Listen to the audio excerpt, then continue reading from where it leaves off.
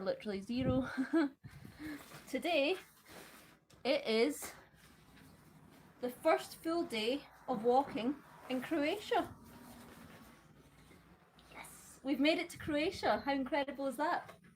And it's 15 miles today, and it's my first time vlogging it on YouTube Live, just to see if that amounts to anything.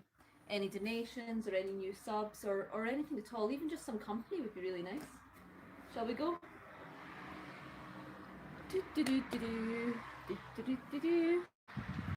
Still no one's watching. Can you believe it? Incredible. 15 miles, pretty chill.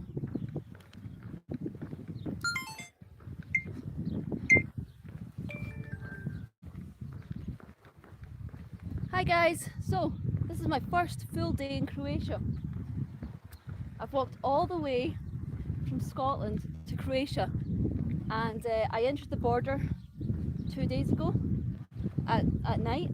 The border's like a mile back there, but I then immediately stopped here at this gas station and I hitchhiked into town. But now I'm back for my first full day of walking Croatia.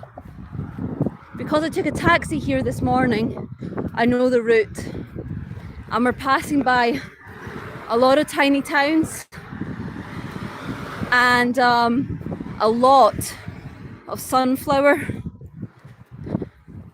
fields, which is a new one for me. I've not seen them before. So it's going to be pretty chill, only 15 miles, and the weather's fairly relaxed. But I'm excited. Yeah. Feel free to, chat to me as I walk. I could do with the company, to be honest. But this is Croatia.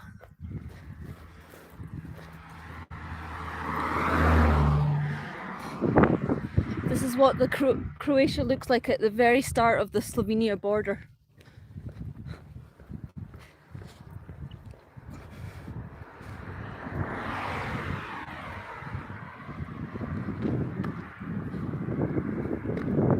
See, the weather's really nice. Not overwhelming heat wave, which I'm incredibly appreciative of. Just nice. Yeah, I'm stoked.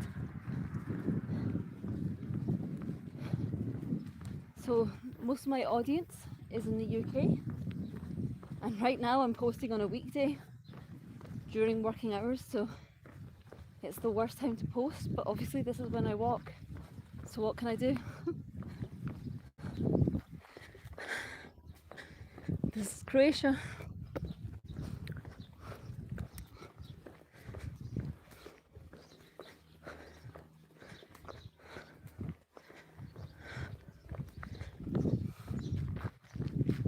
Croatia has been notably cheaper than Western Europe. UK was expensive, and then Netherlands was obviously expensive, Germany was expensive. Austria, you started to notice it was cheaper, and then suddenly you were in Slovenia and it was like, nothing was pennies, but suddenly it was like, wow, this is a very manageable price. And now I'm in Croatia and things are even more a little cheaper. So I like walking east, I have to say. My budget's getting a little low. It's definitely needed. Yep. East is going to suit me well, guys. And maybe I had preconceptions. No, I don't think I'm not in East Europe yet. Croatia's still Central Europe. But when I get to Serbia, that's East Europe, Eastern Europe. Maybe 5 or 6 days away from there if I'm walking every day.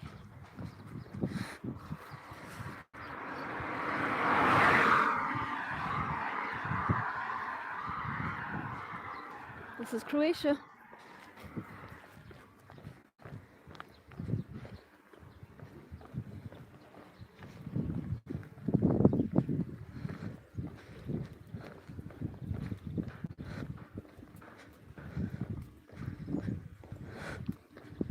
Hello.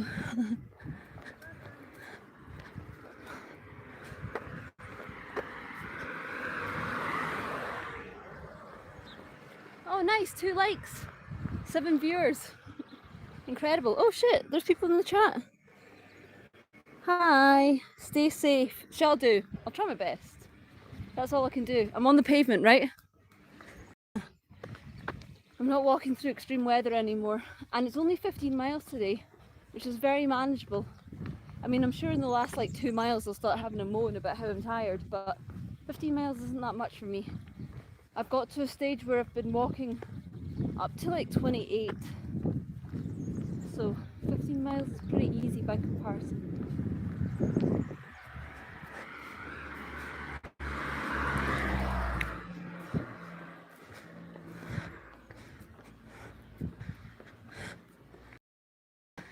Say hello live.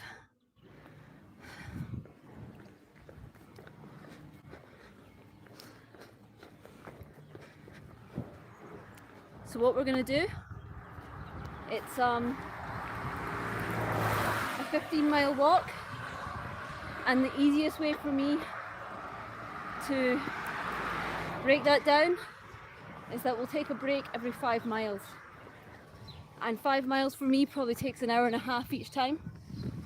So after an hour and a half, we'll stop in a cafe or a pub, or if none of that's available, we'll just sit in the shade at the side of the road.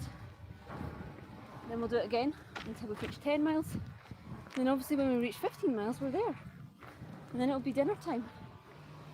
Really not that long. So this is kind of a trick of what you do when you're taking on something big. It's so overwhelming to think about, oh shit, I've got to raise 1 million. But you just think about it as,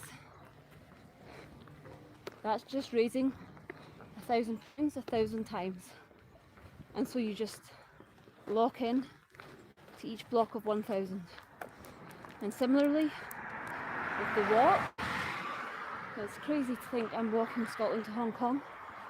It can actually make you feel a bit sick. But when you think about it as I'm walking Europe, but then each day I'm walking 15-20 miles, which works out as like 3 little chunks. Suddenly it's incredibly manageable, and I think it's really important for your mental health to think like that, but just also your brain kind of can't comprehend anything much bigger than that, right? So that's how I'm thinking of it. Today it's just 3-5 miles. Hello, thanks for the comments, guys. I'm in the shade, which I can't complain. It's really nice.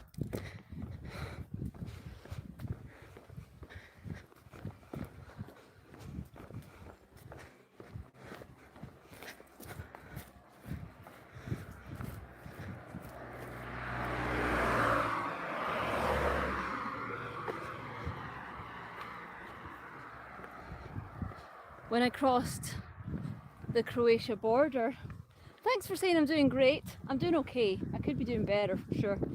I thought I'd have raised more money, and I thought I'd be walking faster, to be honest. I can't really blame myself though. The heat waves have been so intense that it's almost been impossible to walk. But yeah, I thought I would reach Istanbul in 100 days, and that's not going to happen. It's going to take a bit longer. Also, I have to tell you guys something. I might have to skip. No, I don't think it's a might. I will skip Bulgaria. Not permanently, obviously. I'm committed to doing everything I said I would.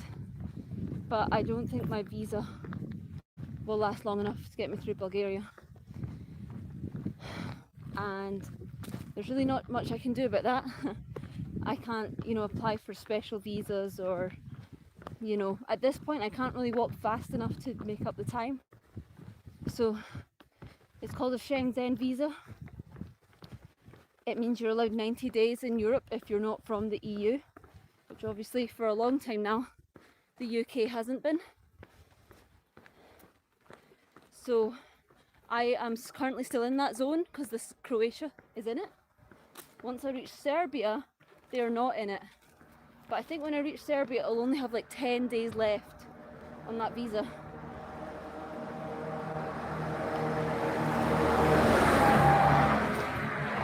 Which isn't sufficient to get through Bulgaria.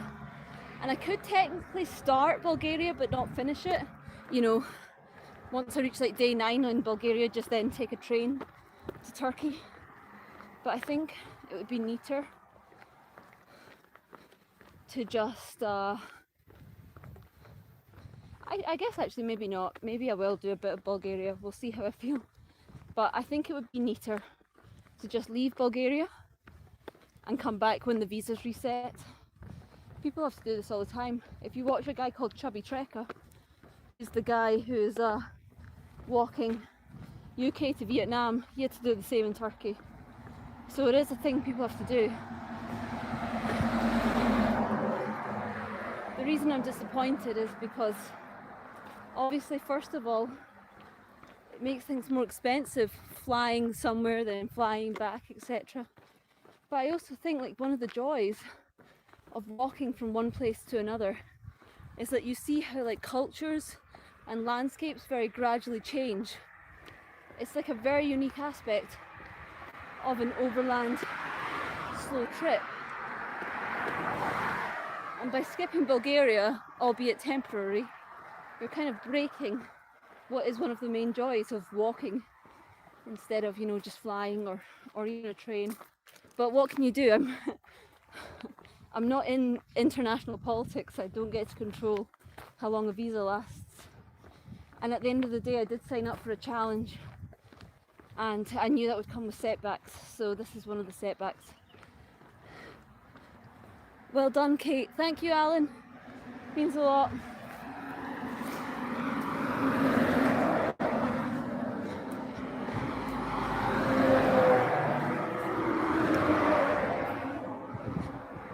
It's crazy to have walked to Croatia from Scotland, because I'm obviously not an athlete and I've always been someone that likes walking, but it's not like I was ever someone that did a walk like this before.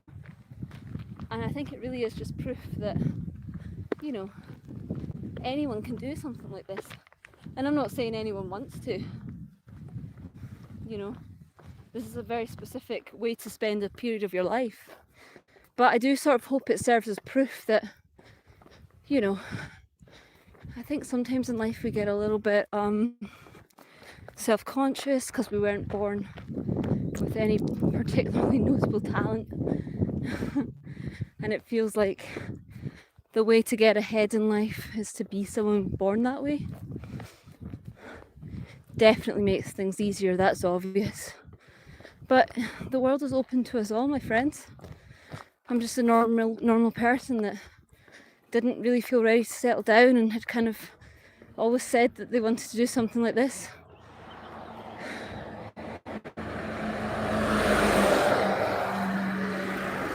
And eventually I just felt like, well, are you going to do it or not?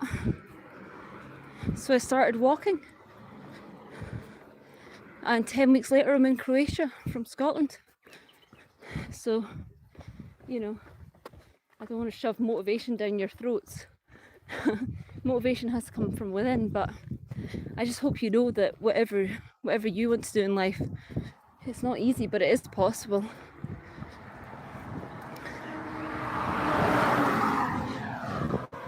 But it's not easy. I'm also not going to sugarcoat it.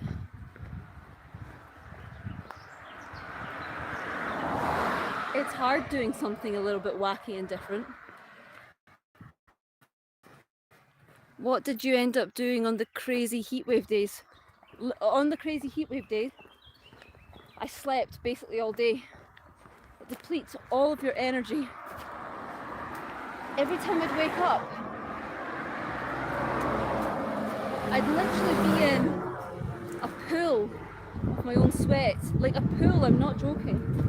And I never even knew that was possible. I was so grossed out by my own body because I was going through something so extreme exercise in extreme heat. So whenever I slept, my body would just like shut down for like 12 hours and I'd wake up in literally soaking wet, molten sweat, and a bit sort of disorientated. I mean, you can do it, people do it, but that heat wave was not fun at all. And you feel terrible because it's like, I felt terrible when I was walking for obvious reasons, but when I was stopped just inside thinking, oh fuck it, I just need to rest, that felt horrible as well.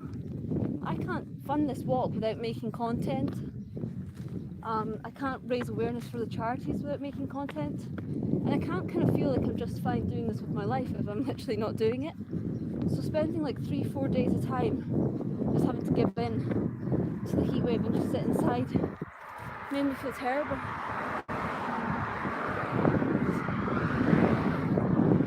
I'm really glad it's over. However, that's just for now. Summer's definitely not over, and we'll see if that's just the new normal for summer, guys. Definitely some of the news I've been reading seems to suggest that we can just start to expect that from now on. Not ideal, is it?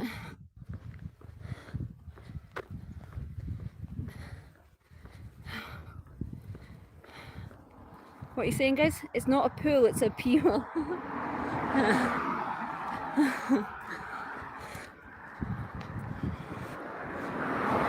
So I'm about a mile into my walk today, which means I've got 14 miles to go.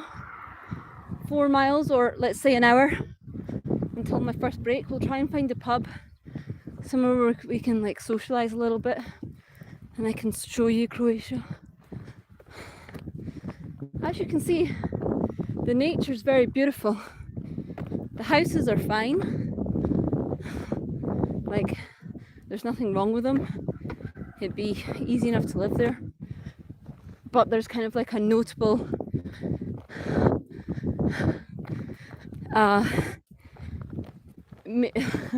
not sure how to say this, like, you can maybe tell that the houses in Germany and Austria were a bit fancier, maybe cost a bit more, do you know what I mean? But Croatia, they're friendly, it's relatively cheap, and it's funny because the part of Croatia I'm doing is the part of Croatia that no one does. Everyone goes to Croatia, they either go to Zagreb, Split, or they go to the whole bunch of islands and the beach, and I'm basically completely ignoring all of that, and my route is basically like hugging the Hungary coast, not coast, sorry, but the Hungary border to get to Serbia. So that's exciting because it means the part of Croatia I'm seeing is truly authentic and different.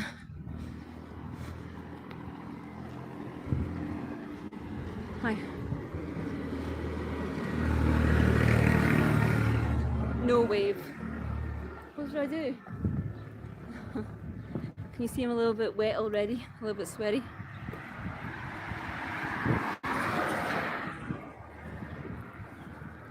Funny story, my English teacher from New Zealand, my students have adopted my accent. When I was a teacher in Hong Kong, that was maybe like the most common question I'd get asked, like on nights out or just by people back in Scotland, like, do your kids develop a Scottish accent? And the answer to that was not really, because by the time they come into my class they've been so influenced by, you know, other English sources like Coco Melon and YouTube and, you know, their favourite shows and the way their parents speak to them in English, etc. However, what did amaze me is that I've had adults who aren't Scottish in my life not understand me before, or act like my Scottish accent is this like crazy foreign thing. And yet I never once in the whole year I was a teacher in Hong Kong, I never once had a student that didn't understand me. Which, you know, either means that the English ability of a 3-year-old Hong Konger is better than the average 25-year-old from, you know, South Africa, England. or it just means that like adults like to kind of create problems and start drama that isn't there. But yeah, never had a single student that didn't understand my accent. There's a way I roll my R's. It's very common in Scottish to kind of, I'm trying to think of a Scottish word, like girl, you might say girl. And there was like one student, whenever I rolled my R's, she would then go, like she would copy me. But even then, that was just banter, you know what I mean? She was really funny.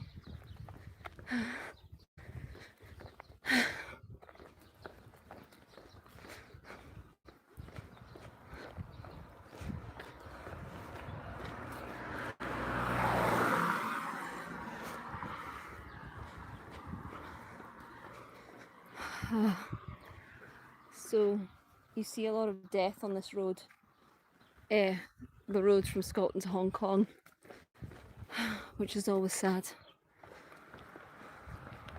The saddest death I saw was a baby fox, and sorry, I might even get emotional. It was really tough to see because they actually look so similar to dogs up close, and I love dogs. So this baby fox, it was perfectly preserved, and you know that means it's like freshly dead, because obviously as soon as an animal's dead, they you know, there's vultures and insects after it. Its eyes were wide open, and because at first I thought, oh fuck, is it dying? Because it was so kind of perfect in form, but just like lying at the side of the road. You wouldn't even know it had been hit or anything, it was just perfect. So I was like gently nudged it, thinking maybe I can give it water or take it to the vet or whatever. But it had that kind of it was very hard. You know, that first effects of death. It was rock hard. So it was dead. But it was so tragic to see, because I knew that's a baby. Maybe like less than a month old. And that, I don't know how it died. It was right on the side of the road. So the most obvious answer would be it died by being hit by a car. But it didn't look like it. It's like, that probably happened 10 minutes before I arrived. And the rest of the day I was just thinking about like an alternative life, you know, where I'd found it and it had become like my walking companion, or at least I'd been able to get it help. Yeah, but every day you see multiple dead animals. Sorry guys, that took a turn, but it's true. Sometimes it's like a completely like flat rat, or completely flat like pigeon or something. I can't really claim I care about those. But you know, when it's like a badger or a fox, you see a lot of cats as well. That always sucks. What's the chat saying? Use this was a joke. Funny story. And yeah, I think you guys might be talking to yourself. To be fair, that makes sense because I'm mostly talking to myself. It's the voice that's chopping, not the stream. I'm sorry if I'm chopping, guys. Don't blame me, blame the internet.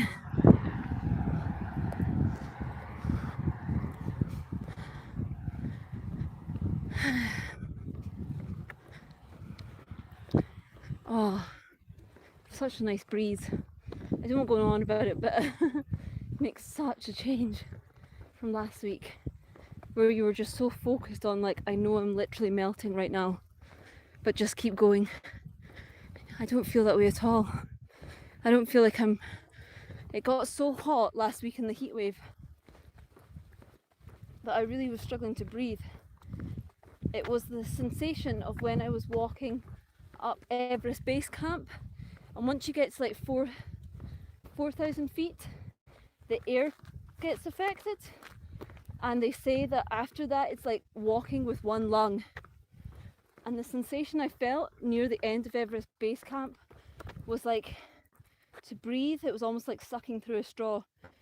You'd have moments where you'd have to go and just be so conscious on taking a deep breath. appreciating the breath, let it have an effect, and then go out. And at the height of the heat wave, it almost just felt exactly the same. It's like, I know I'm hot, I know I'm beginning to feel like frustrated, but how can I not breathe? That's crazy. Yeah. Jokes aside, Kate, be careful with sunburn. You are Scottish and a ginger. How fucking dare you? Of all the things to call me, you call me a ginger.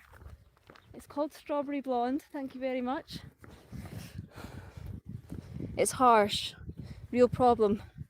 Oh no, don't worry, I've learnt my lesson. It's not just about moaning anymore. I was physically sick, so it's a real thing. You can put sunscreen on. You can drink as much water as you like, but even then, you've got to be careful. So yeah, don't worry guys, I've learnt my lesson. Makes me a bit anxious for India. I know that's really, really far away, but India is going to be challenging for so many reasons. And now I have to consider that it's also going to be challenging because of the heat. But I think India is also where I'll make my best content. So there's that.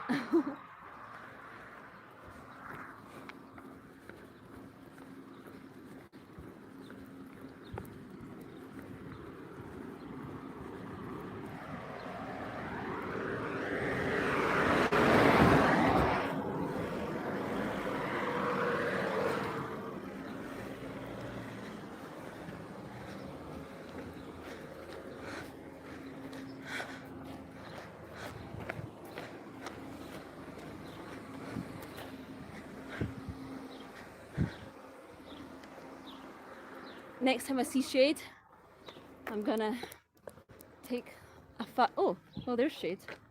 Shall we?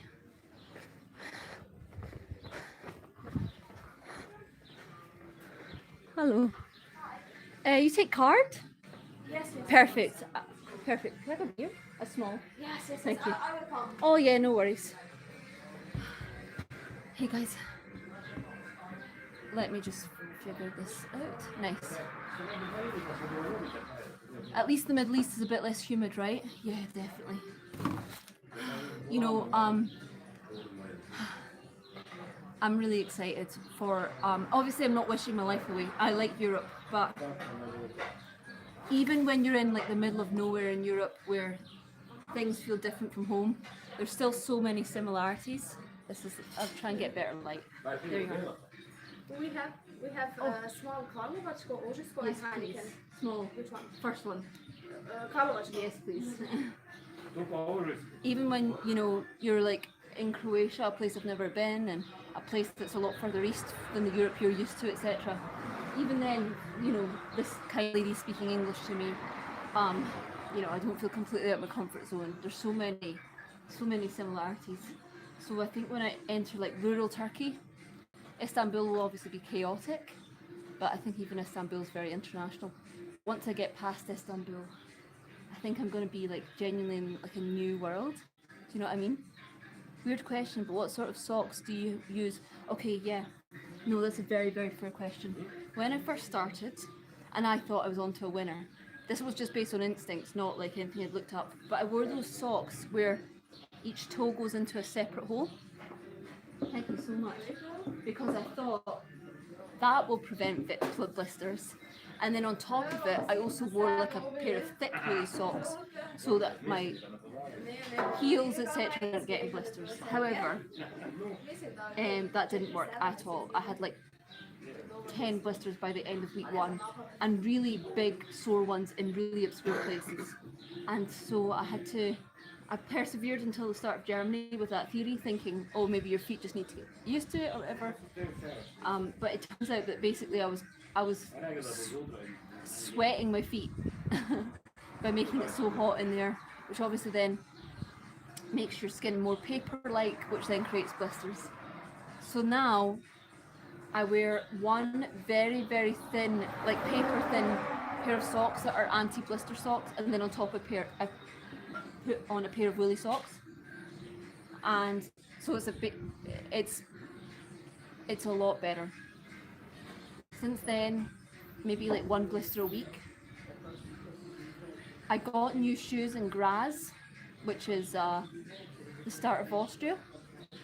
No, Graz is the end of Austria, sorry, on my walk. And that was 1 week ago, and this week there's been bad blisters. But that's so predictable. Everyone gets bad blisters when they get a new pair of shoes. So, but I was very proud of myself because it didn't super affect me. Like in my first week of walking with blisters, I was like, I don't even know how I can walk. And now, you know, I'm just so used to walking under slightly compromised circumstances that 2 blisters, it's like fine. I can kind of mentally get rid of that pain almost immediately. So yeah, walking with blisters is never fun, but you do actually get used to it in a way that I thought was impossible. My recommend is generally wool socks. Wool absorbs sweat really well. Yeah. When I get to Belgrade, which is about, I'm going to say maximum 10 days away if I actually commit to my schedule, I'm going to take like 2 or 3 days off to properly replan every aspect of this trip. Like write down like my 10 things I need to think about. I need to think about how I can save much more money from this point on. I need to think about the fact that my content's not doing well enough. I need to think about my route, etc., etc. And then I will buy new things accordingly. I think I'm going to buy specialist socks. Yeah, because even though I'm happy with my socks, I'm sure they could be better. I've also got like a very flimsy waterproof jacket that has been great in the rain because it never rains. But soon that will, you know, not be relevant. So cheers, my friends. Not half hour, 15-minute break, then we're back on the road. You guys got any questions for me whilst I'm sitting down? Because I reckon when I'm back on the road again, it'll be a little harder for me to notice your questions.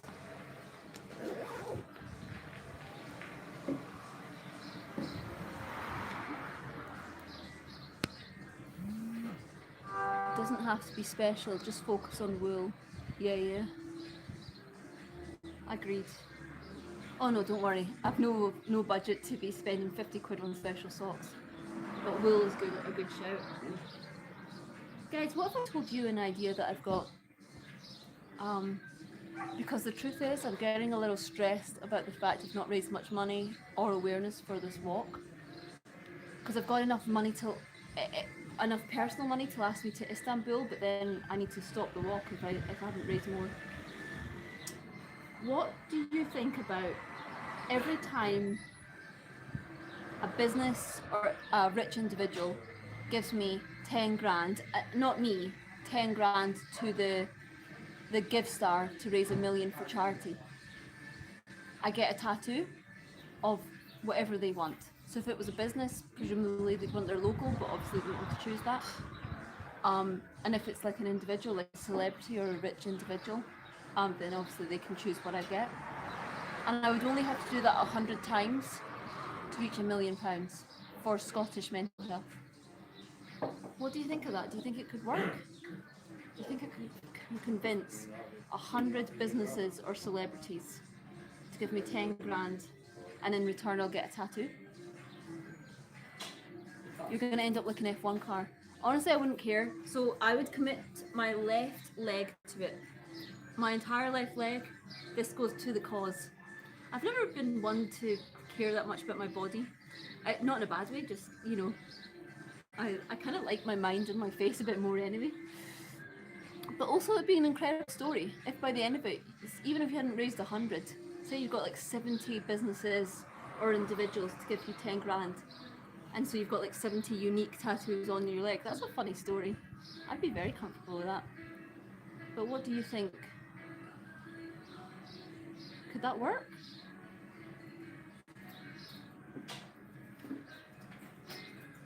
Either way, something's got to change. I said to these charities that I would raise $1 million for them. So I've got to make it happen. It's not fair on them otherwise. What if the companies are adult ones? Well, I'd have to figure that out. I'm sure there would be certain limits for what I wouldn't tattoo on my body. Obviously, like anything blatantly offensive. I couldn't. But I don't care like about a logo, or you know, if like an adult one wanted like something slightly suggestive, I would be happy with that. At the end of the day, they're giving 10 grand to an incredible cause. Like, how can I complain?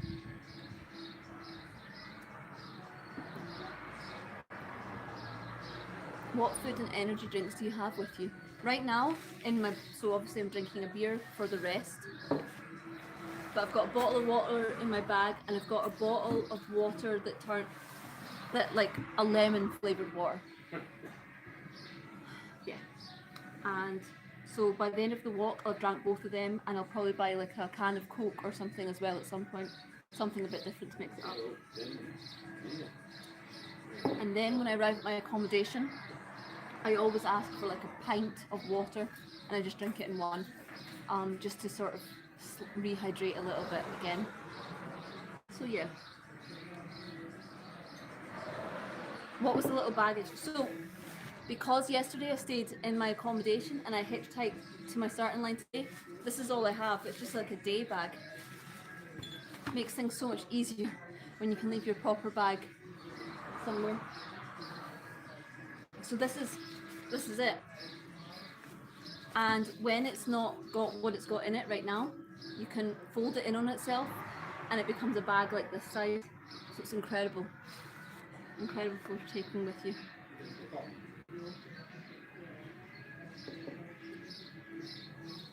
When you get through Serbia, you could go through Macedonia, then into Greece to give you less time needed. I thought that. And also, the truth is, out of everywhere in Europe, Bulgaria was the place that I was like least interested in. I can't make a judgment on whether that's fair or not because I don't know Bulgarians and I've never been to Bulgaria, but just instinctively it's like no one really goes to Bulgaria, no one talks about it positive. Not that they talk about it negatively, but people just don't talk about it. The food doesn't seem that inspiring. Whereas Greece, obviously people love Greece. I've never been to Greece myself, but it's on the bucket list. The food would be incredible. Obviously, you know, their cheap street food would, to be able to eat that every day would change your life. So yeah, Greece is definitely an option. And you could either go down to Greece and then along and then into like mainland Turkey and Istanbul, or you could go just down to Greece, straight down to Athens, then take a ferry to like Rhodes, and then you can take a ferry onto mainland Turkey. So that's exciting as well. Like Greece gives you multiple route options. However, I've thought about it, and I think I'd feel a bit fraudulent if I didn't go through Istanbul. The reason being that Istanbul is like the end of Europe and the start of Asia, from our perspective, if you're going in our direction. And I think as someone who's walking through Europe and through Asia, you don't want to miss Istanbul, do you? You don't want to miss that incredible milestone. So even though like the Greek islands are probably like my favourite route option, I think for the sake of what I'm doing and the story involved, etc., I'm going to go through Istanbul.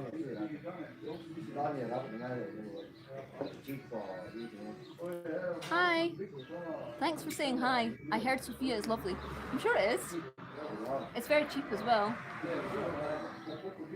What I really like about cities on this walk is that you can stay in hostels, because obviously hostels aren't really a thing in rural areas.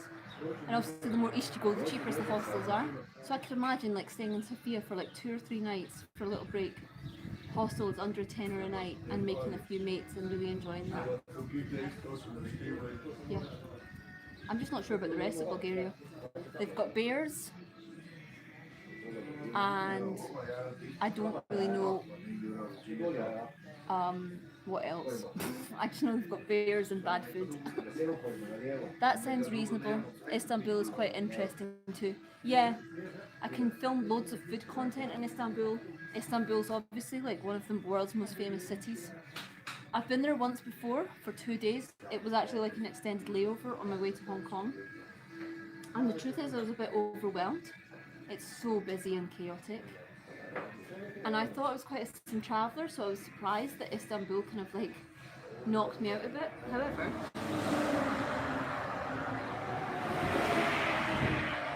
I'd be going knowing what to expect.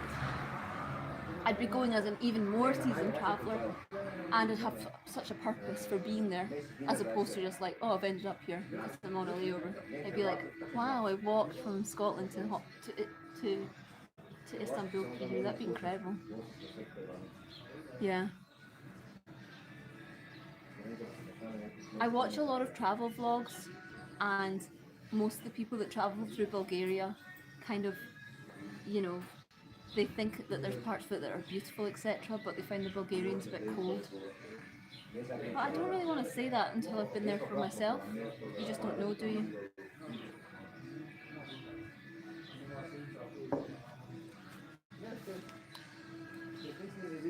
What do you think of my plan, guys?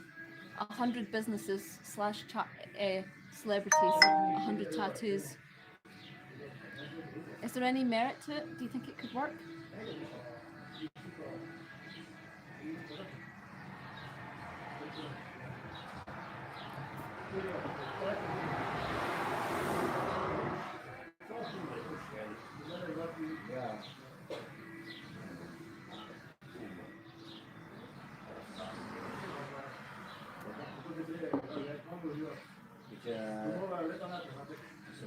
I didn't even really need beer, I just wanted the rest.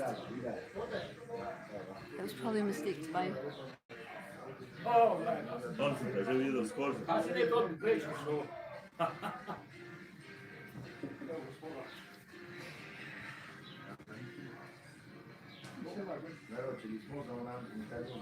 Did you, Jan?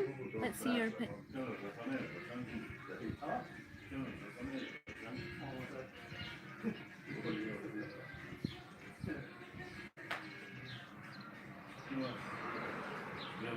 Sorry, Jan, my bad. I'm not very good at these lives, am I?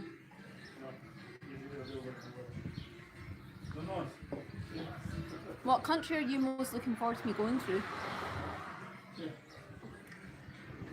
I think I'm most looking forward to going through Turkey, but I think the end will get quite cold because then I'll be going into winter. And then I'm really, really excited for Southeast Asia. The part of the walk that I'm really nervous about is India, but you can't avoid it. And also India will be iconic, it will be incredible. But I just think there's also so many things that can go wrong. You know, the street food can make you sick, and it's so busy, which are conditions I don't often do well in, you know. I think I like my own company, and I've obviously watched a lot of travel vlogs. People are harassed and stuff in India. So India is the country I'm nervous about, but I'm so excited for Turkey and Southeast Asia. I've also, everyone says, how much for a forehead tattoo? That would have to be 100 grand. That would have to get me 10% of the way. But I'd rather they stick to the legs. I'm going to level with you. No one sees my legs anyway. I'm single, guys. People see my forehead. You know what I mean?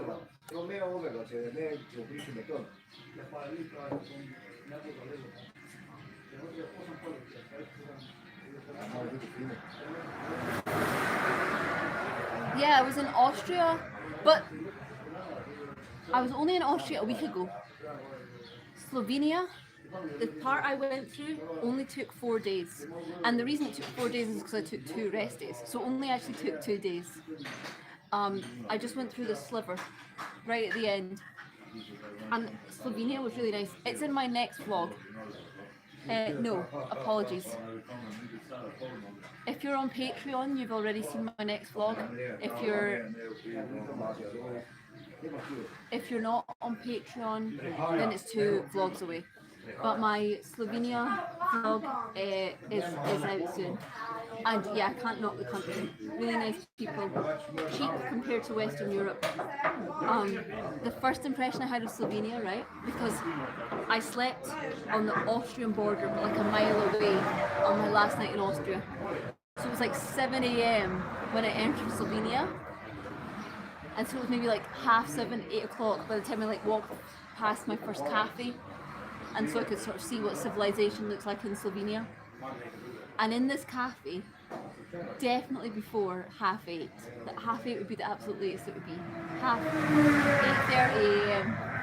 was all these men outside the cafe drinking beer. Just ordering beer from the cafe. I thought, yeah,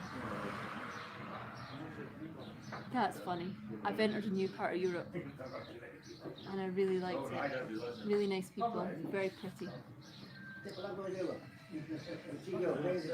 My understanding of like communism or countries that come from a communist history is that it's all like big grey blocks of flats and stuff, you know, that communist brutal architecture. So when I knew I was entering Slovenia, I obviously knew it had a communist background. So in terms of aesthetic, I was not expecting anything at all. I thought it'd be pretty brutal, pretty grim looking. But Slovenia is just as beautiful as Western Europe, but it's also cheaper.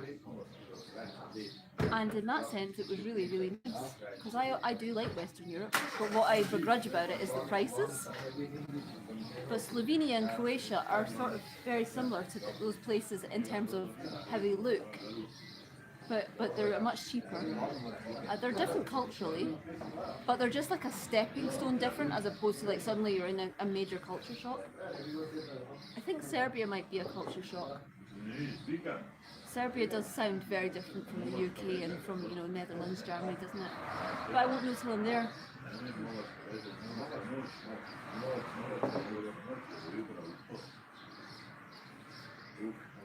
Middle East will be hard to cross. I'm not really crossing the Middle East. Unless Turkey counts as the Middle East. But yeah, I'm walking to Turkey and then I'm taking a break to work unless, you know, social media really kicks off. And then I'm starting again in Pakistan, which is Asia, right? Pakistan's not Middle East. I would have loved to have walked through the Middle East. When I was planning this walk, I really felt like, oh, if you're going to do it, you've got to do it. You can't miss anywhere. But I was obviously desperate to miss Iran because Iran is crazy dangerous, and I knew I couldn't miss I knew I had to miss Myanmar. So I was trying to plan routes where it's like I'd walk to Cyprus and then take like a ferry to the Middle East and then walk through the Middle East, etc. But those transport options just aren't available. So in the end I thought, Kate, if you walk all the way to Hong Kong and all you've missed is the country Iran and Myanmar, which you're skipping for very legitimate safety reasons, that's surely fair enough, right? Hello Kate, well done girl, well done. Oh, thank you. I don't know what you were saying well done for today. I've walked like a mile and a half and then stopped for a drink. But you know, the rest of the walk is coming. But yeah guys, I've walked from Scotland to Croatia. Isn't that cool? And if you've watched all of my vlogs, then you'll know that I'd skip one day in Germany because of roadworks, which obviously means I haven't technically walked Scotland to Croatia. I've had to miss about 30 kilometres, no, about 35 kilometres in Germany, but I'll obviously go back for that. So yeah, it does feel good, friends. Pakistan is a bit dangerous too. I'm Pakistani. Oh, are you? Dude, I get such mixed feedback about Pakistan. Whenever I watch YouTube vlogs of people going to it, they rave about how they love it and about how people have given it a misconception, etc. And I talk to a lot of Pakistani people because there's quite a lot of Pakistanis in Europe, so whenever I'm talking to one on my walk, I say, oh, I'm going to Pakistan, and they always are like, yeah, you'll love it. But obviously Pakistan does have a bad reputation, and in the UK maybe that's especially true. We've had you know, some unfortunate integration problems. I don't really want to get into it, this is a travel vlog, but it means that the feedback I get on the reality of Pakistan is so different, it's so varied. I think that's a country where I'll have no idea how tough it will be until I get there. But I'm really hoping for the best for it because I really want to like it. I've never met a Pakistani person in person that I haven't thought is a really nice person. And people talk really highly of the hospitality. Yeah.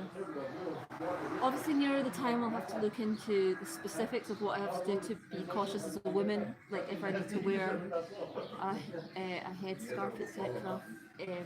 But yeah, it's quite far away for now, isn't it? By plane, I think. Have you learned any new words in different languages?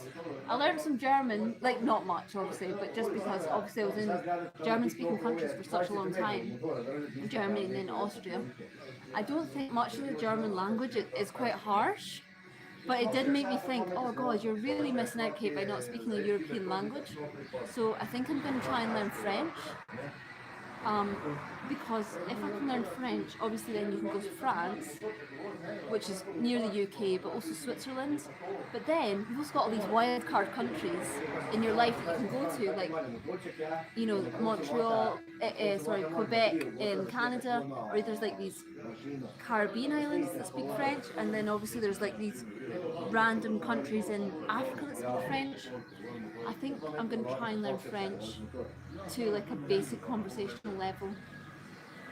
Yeah, because definitely for sure this walk has taught me so much about my own ignorances, and I try to be kind to myself about the fact I don't speak another language, in that it's not that I don't try, I just don't have a brain that naturally picks it up. And it's not that I'm rude or expecting of other people to speak my language, do you know what I mean? I accept if I don't speak your language, you probably won't speak mine, and so fine, communication will be stilted. But I think you really do truly learn the more you travel how limiting you're experiencing, how much you're limiting your own experiences by not speaking a language. And I think if the purpose of travel is to self-develop, one of the ways you should self-develop is by learning the language, you know? I don't know though, guys, if you don't have a brain for it, you don't have a brain for it. Like, I've always been good at maths, but I've had friends and people I really love that just can't do maths. They just don't have the brain for it, you know what I mean? And then, you know, if you're being a bit unkind, it's easy to laugh at that, but on the other hand, it's just the way their brain thinks compared to ours. I just don't think my brain is good at languages. There's even many ways that I don't think I'm good at English. I can articulate myself,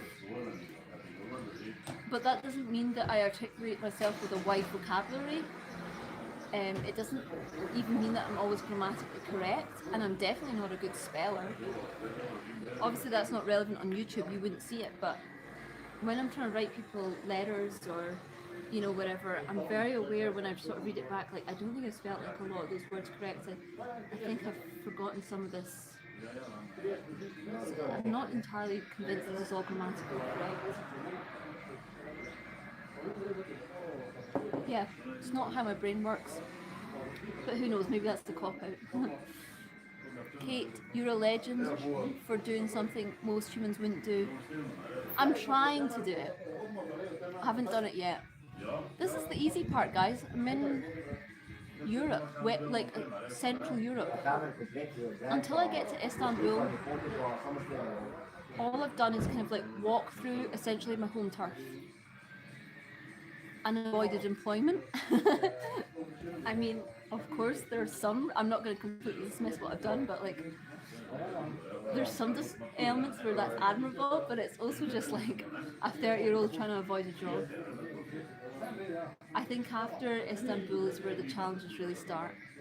But I just hope I can make it after Istanbul, because I need a sponsor to come through. If you guys have any ideas of how I could get a sponsor, that'd be incredible. I've messaged so many people at this point. Yeah, I don't really know how it works. Yeah, I took out a small loan to do this walk, and my money from my loan will run out in Istanbul. So it's okay if I don't get a sponsor by then. Yeah, it's not plan A, but all I'll do then is work for 6 months to 9 months to then do the rest of the walk, to save up, you know. But I really don't want to do that. Not because I'm work shy. That's one thing I can say for myself. I've never been work shy. I've worked since I was 12. My first job was when I was 12. I was a dishwasher. I've basically never not had a job since. But it's more just like, once you stop a project, you kind of stop the momentum for it, etc, etc. I'd rather get this done, you know.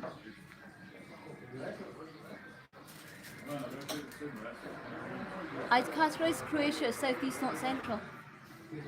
Actually, the truth is I don't know, because when I was in Slovenia, it was called Central Europe, and I know Serbia, you're then in the east, but I think Croatia is Central Europe. To be fair, it feels that way. It doesn't feel like Eastern enough in terms of how you feel when you're here.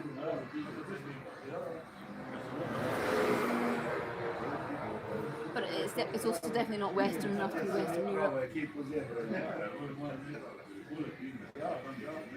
How are you reaching out to get a sponsor? Email. Sometimes I DM people direct, like as in businesses directly on Instagram, and I felt like that was a bit of a flex because I've got like 100,000 followers on Instagram, so they immediately see like how I'm marketable. However, after a while, that started affecting. I started getting shadow banned on Instagram. I noticed my reach dropped quite suddenly because I was sending like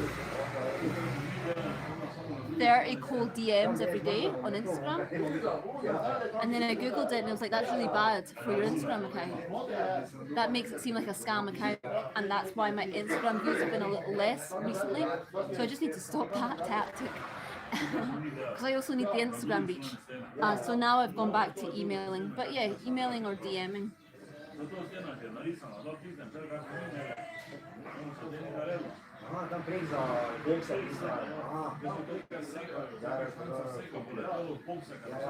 Yeah,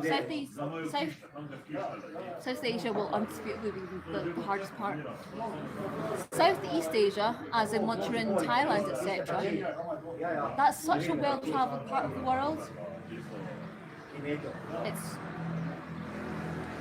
so cheap, and the food is so tasty, and most of the people speak English. I know most of the people speak English in India, but I really feel once I get to Thailand, it's plain sailing.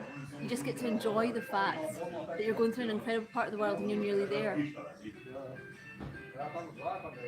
In my mind, it's very three distinct parts. Scotland to the end of Turkey, which is kind of almost just about getting used to this walk and making mistakes along the way. And then it's Pakistan to Bangladesh, which is about being incredibly challenged, but also then being in the swing of things and knowing what you're doing and capitalizing on the fact that you're in the peak era of content making, because obviously it's the most populous part of the world. If you can make content that resonates with that part of the world, you'll get really good views and exposure, etc., etc. And the final part is Thailand to Hong Kong, which is just about being kind of in awe of the fact that you've actually fucking made it. And just getting to enjoy those cultures, Thailand, Laos, Vietnam, 3 places I've always really wanted to go.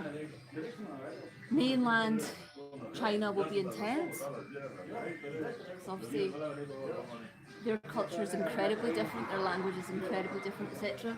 But when you're there, you're so close to Hong Kong. It'll be so rewarding. Yeah, I'd love Raid Shadow Legends, bro. But they won't reply to me. What can I do? Maybe I should start messaging. Who's that guy I interviewed? Count Dankula.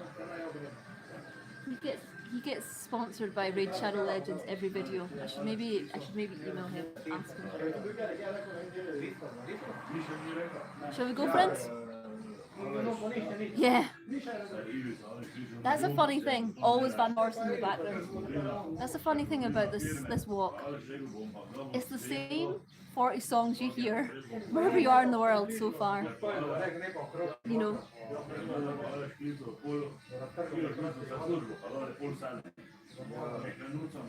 It's not like every country suddenly becomes like their ethnic cultural music. It's always the classics. And in general, that's the thing about this walk. Every place is slightly different, but every place is also very similar. Because I think as the world becomes more homogeneous, and all the cultures blend into one, you do kind of lose that very distinct feeling of like, oh my god, right now I'm in Croatia. This could be anywhere. Let's go. Let's pay. And then let's go on our walk. you could run into a tiger or bear in the South Asian jungle. That'd be good content, wouldn't it?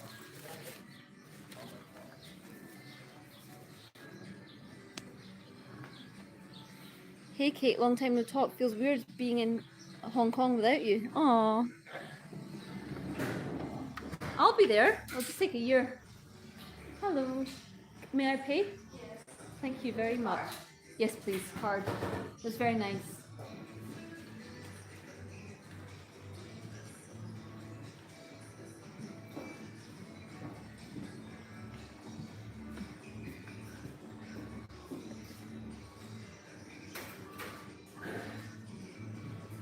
Are you with a bike or?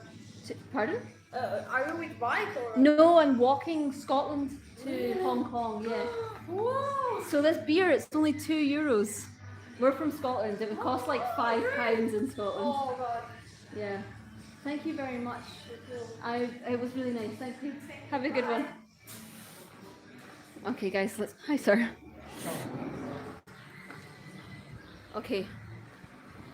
I'm not going to commit fully to a power walk, but that break took a little longer than I expected. So let's walk for a bit of purpose.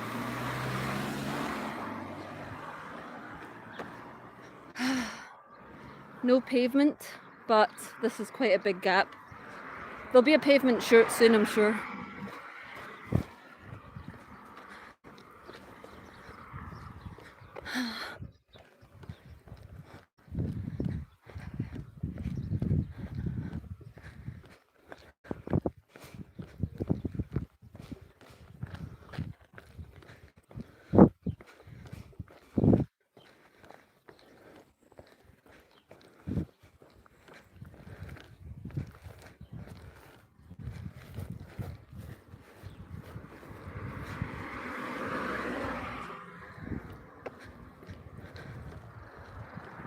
It's actually hotter now than it was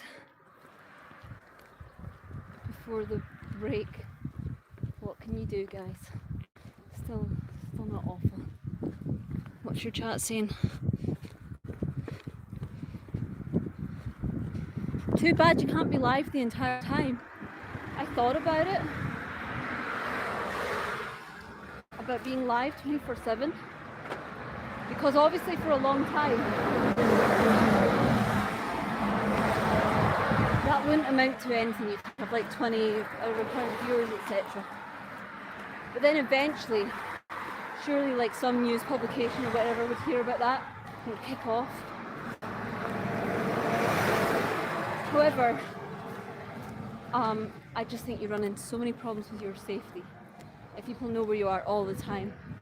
Especially like not right now.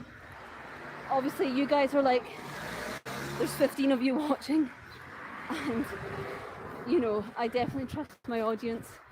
But if it got to a stage where like 1,000, 2,000 people were watching, because this had become like an internet thing, like, oh shit, there's this random weirdo walking across 2 continents and being live the whole time, we're just attracting trouble.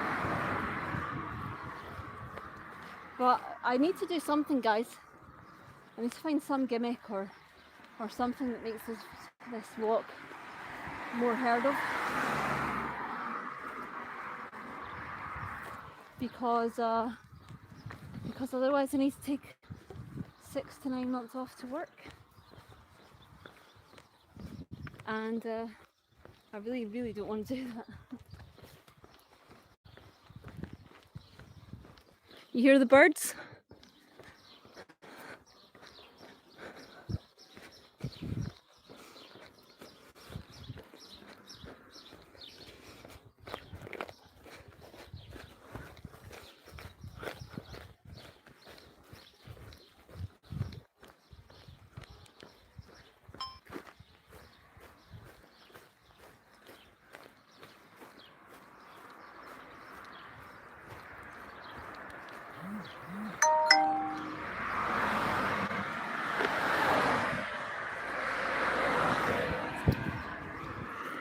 Can you interview people whilst walking?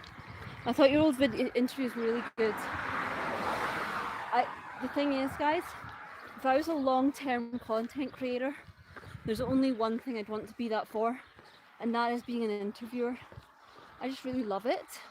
I know that doesn't make me unique, like most people like talking to interesting people, but it's such a privilege when you get that chance.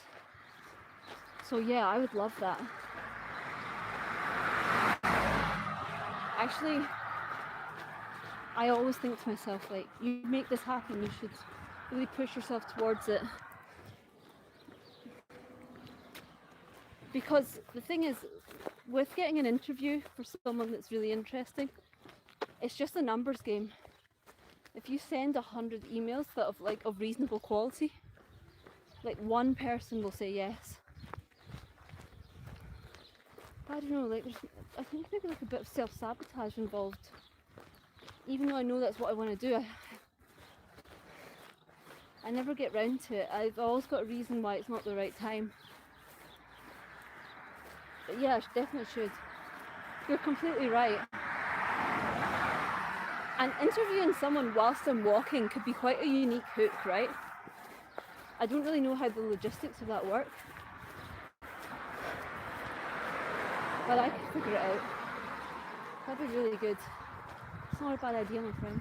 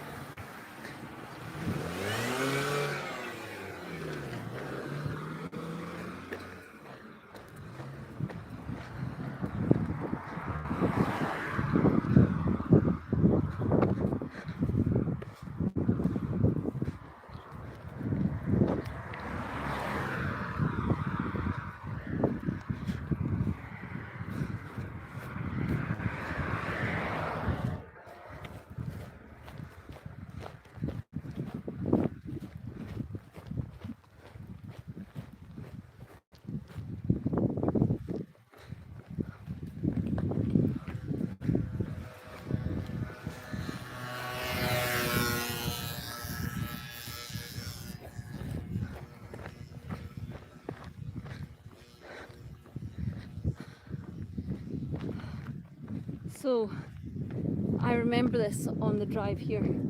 We're just about to pass our first sunflower field, and honestly guys, it is gorgeous. We're just half a second away. Look here. I've seen like a sunflower in people's gardens, but Croatia is the very first country I've walked through where there's fields and fields of it. I'm not saying it's the first country I've been to that actually has it, but it's the first time I've properly walked past them. Look at this. Millions and millions of sunflowers. And we're gonna, because I've obviously taken the taxi here, we're gonna walk past way better fields than this. But isn't that gorgeous? It's quite surreal. They're so beautiful. Yeah. I found you through your convo with Vosh. Maybe you should reach out to him because he could get some more attention to your project. Do you know what? I really, really like Vosh. Oh. Vosh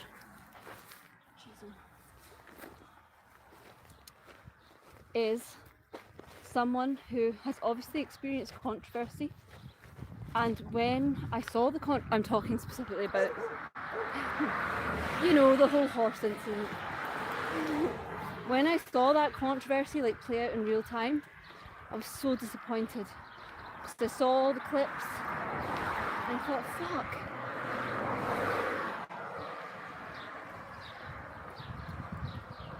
I really liked him. I didn't realise what a creep he was. And then I saw his not apology video, but the context video. And I was like, I didn't click on that thinking, okay, Vosh, redeem yourself. I just clicked on it because I was fascinated to see how he could possibly justify it, right? And then he did. And it turned out a lot of it was taken out of context. For me personally, Vosh is still, like, I hate to use the word degenerate, but that's my word, you know, like, he is a bit gross sexually, you know. Not really his preferences, but his excess. But in terms of his political takes, which are far more important than his like, private sexual life, I really, really like him. So yeah, maybe I could reach out to him, but we were never mates. I think when you reach out to someone professionally for a professional interview, you're essentially asking them for a favour. So they don't even know you'd interview, like, they're established individuals. So to then ask for another favour afterwards might be a bit much. However, I do like Vosh a lot. I think most of the reasons people don't like Vosh is based on, like, hit pieces or clips they've seen as opposed to, like, watching an hour of his video and genuinely disagreeing with him. Even if you disagree with him, he's articulate and he actually means what he says. I think all that's quite admirable. Get yourself an ice cream. I'd love to. Tell me when the next ice cream is and I'll do it. That's not the only time he caught shit. He attracts negative attention for some reason, but he's tough and doesn't mind too much. I think first of all, if you're going to be like, hello.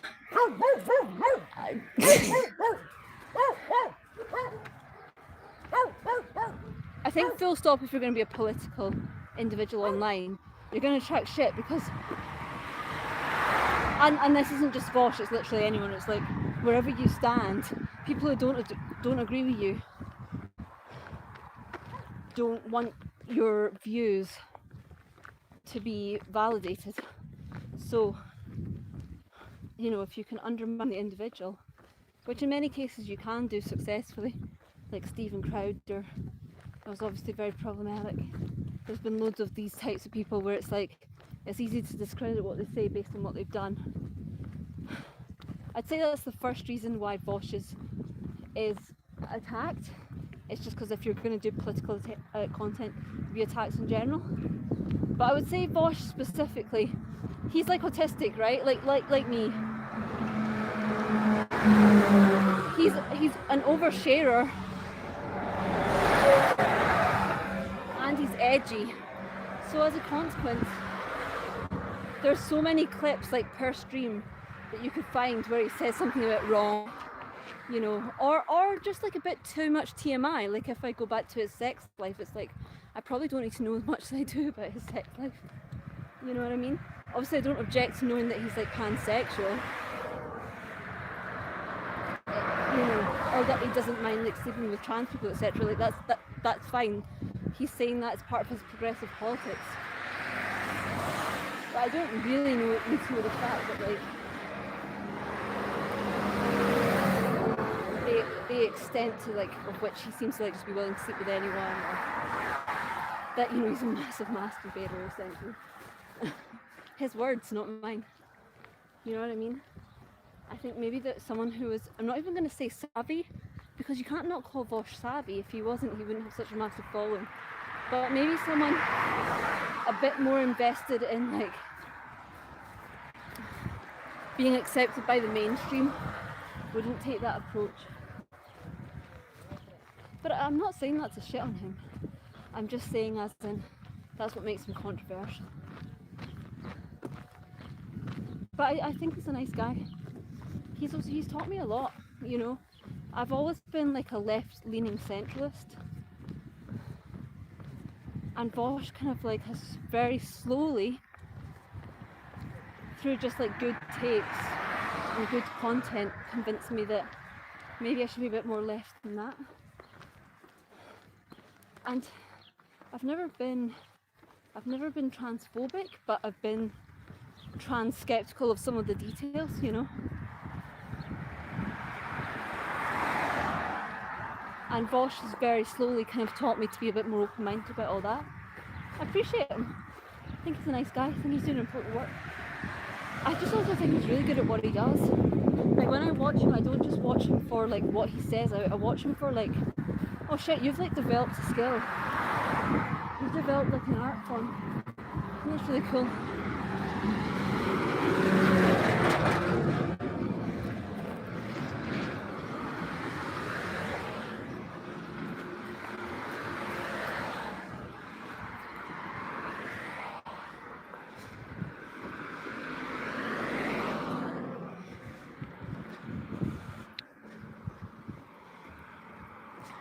But I think very generally, sorry, I know that was a very specific tangent I went on.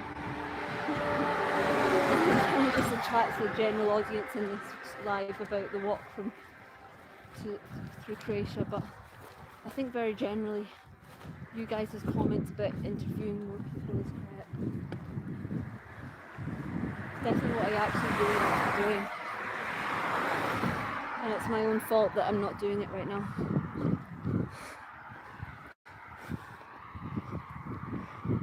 I would say we're 3 miles into the 15-mile walk, which is, by my calculation, 1/4.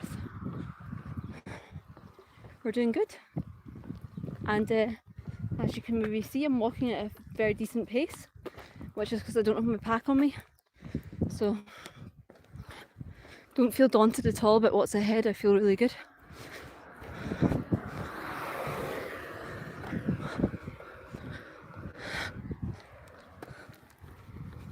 Neurodivergents most of the time are not fake. They say things as it is, yeah. And I think that's simultaneously the charm of neurodivergence and also our setback, in that it's what makes people around us feel uncomfortable around us. I think it kind of like develops in some people like a weird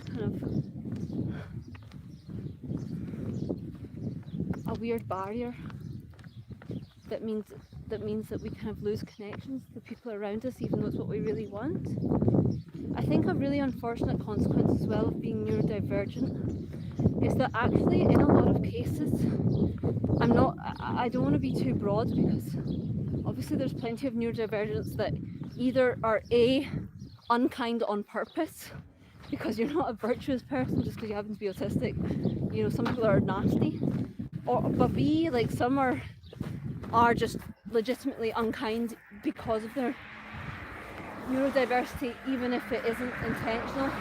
Like some people are just rude, or will say things about like, I don't know, like people's weight, etc., that is obviously going to offend them, but they can't help it because of their neurodivergency. But I think actually a lot of people with neurodivergency, and I'd maybe like cautiously put myself in that group, are actually not only genuinely invested in being kind, but actually like really care about that and go to great efforts to be emotionally intelligent, but because like there's just like, even if your technical skills are very high, and even if you maybe go to even greater lengths than the average person to really care about other people, if you like emit a certain energy or just say things like even slightly off, like not blatantly offensive, there's like a certain percentage of the population that will always kind of on an instinctive level decide because of that you're rude or that you're awkwardly different. It's very lonely actually. And it's very stressful to try really hard with people and to like get the feedback that you're like not trying, that you're rude, etc. That you're disrespectful. Especially when you, as an individual, proceed very cautiously about how you interact with people because you're aware of what it's like to be sensitive and don't want to upset other people. And then as a consequence, you just get such blunt, rude feedback back. You're being rude. That's not how we do things here. Like, haven't you thought this through, etc. It's like, fuck. I work harder than the average person to communicate well, and in return I get told I'm rude. I'm just stopping for a very short water break. It's tough being someone that really cares about other people, and then being given the feedback that you don't. He might have too much disdain for mainstream too. Yeah, definitely. He's also a cocky arse. And fair play, he is smart. But do you know the one time I really don't like Vosh? Like, I mean this, is when he's talking about people from rural communities and he'll just call them dumb. It's like, you're a fucking idiot if you come from like Kansas, etc. It's like, first of all, just because you happen to come from a city doesn't mean you were born better. Secondly, like, way to like dismiss as idiots like 50+% of the community of America / the world. And thirdly, your perspective is way too broad. Just coming from a rural area doesn't mean you're thick. First of all, you're meant to be a socialist. Don't you accept that like a lot of those people don't want to be there but just can't afford to be anywhere else? Like, statistically, that is why 50% of people from rural areas live in rural areas, because they can't afford to be anywhere else. Secondly, like, if you want to eat, you've got to respect farmers. You just have to. Farmers, in an age where like so many jobs are bullshit, you can't say that about the farming community ever. Farmers literally feed you. But if you were to like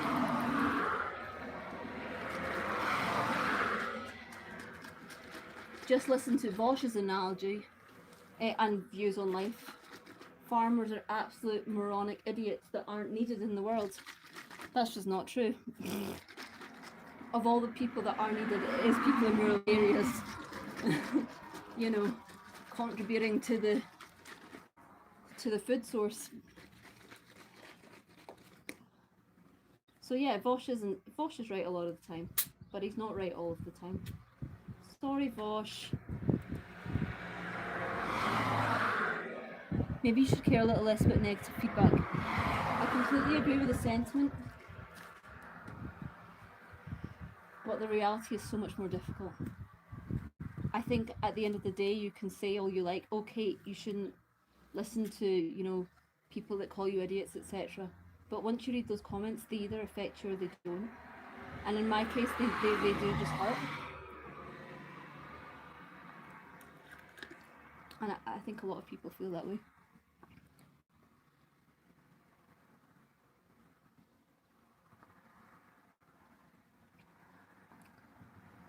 How is the heat wave in Europe? At this very particular moment, it's quite hot. I'm feeling like a little wave of sweat. I'm suddenly very wet, if I may say so, you know, from the heat. It wasn't like this when I started an hour ago. But it's now maybe, what, 3 p.m. here in Croatia? So I think I've only got like another 2 hours of this before it gets more manageable. You chose a challenging time to walk. To be fair, I didn't really choose this. You know, when I started walking in April, I didn't know this was going to be like a crazy summer. But then again, what can you do? Because it's like, okay, fine, then I'll wait for winter. But then, first of all, then you're waiting for, you know, another 6 months of your life to go by. And secondly, then you have to walk through winter. Winter's not going to be much easier either, is it? So I wouldn't really say I chose it. Not being able to tolerate negativity is also something you can improve. I agree. And if I can't tolerate it, if I just can't, if I'm just too sensitive, then I need to just read less comments. But either way, you're right in that I do need to improve my ability to like cope when someone gives me negative feedback. Because you just can't be on the internet.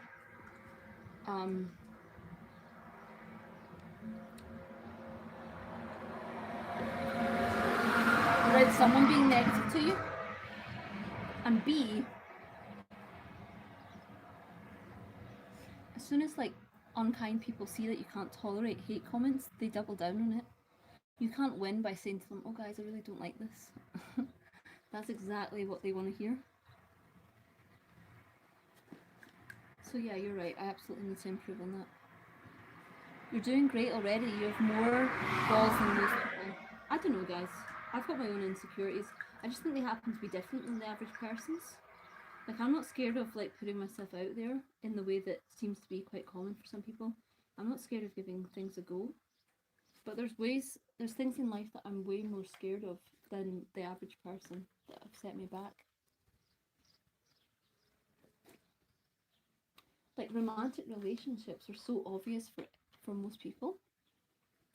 But I find them really scary, very, very intimidating.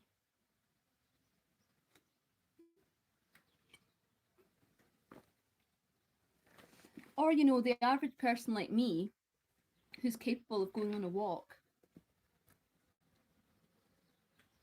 like this, would also be the type of person that's then like fearless about negative feedback. But I'm not one of those people. So everyone's got their own insecurities.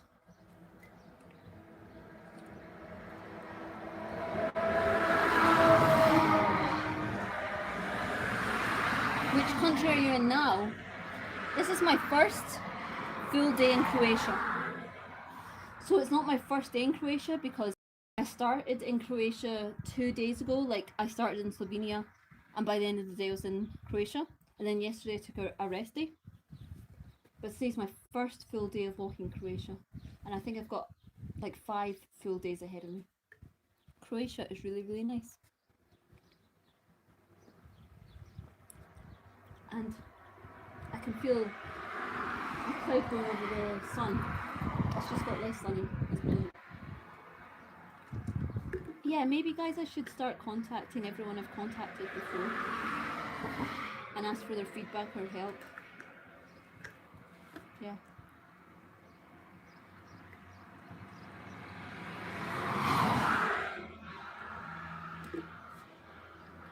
You could have seen Italy, it's so pretty. I was very tempted by Italy.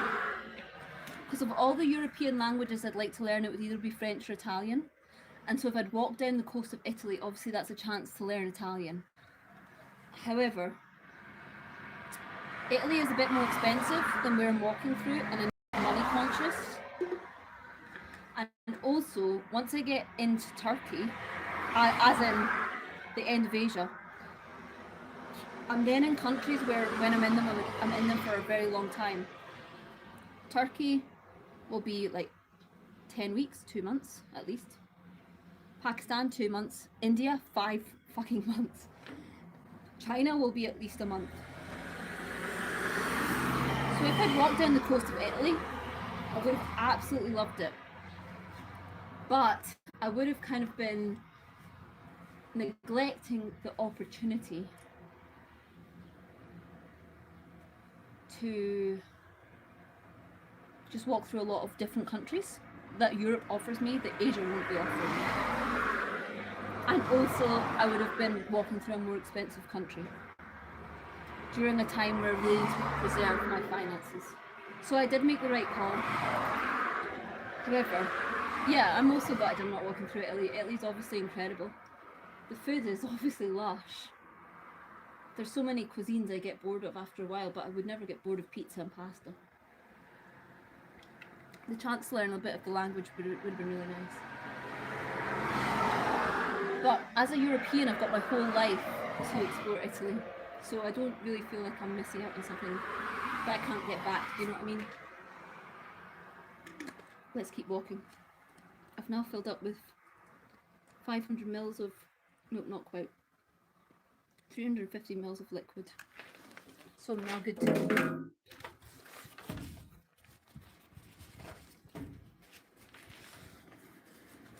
Let's keep walking, friends.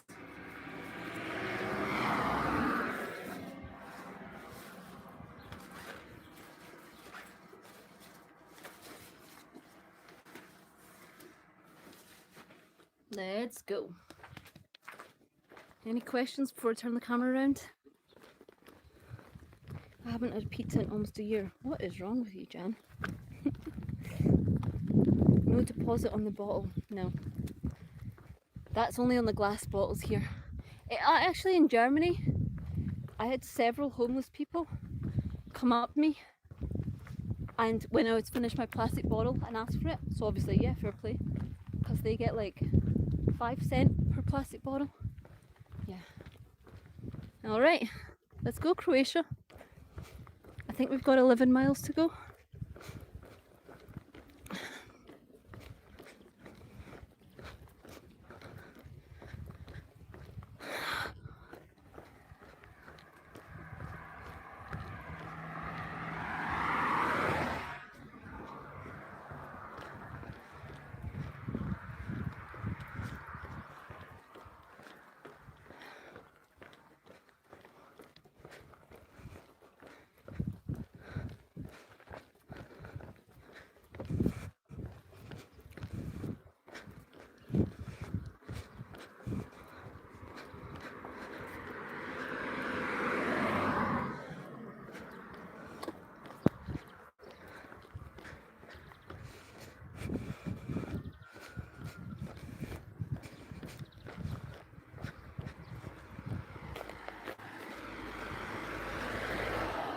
I like the pastels of that building.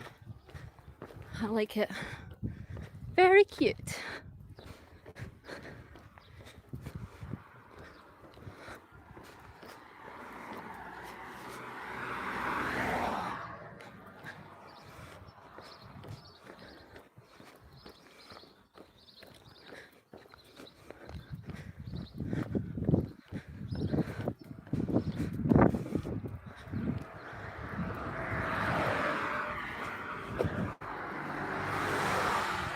So when you're walking on a road, as you have to, I would say maybe 40% of the time in this walk, when there's no pavement, you're meant to walk against the traffic.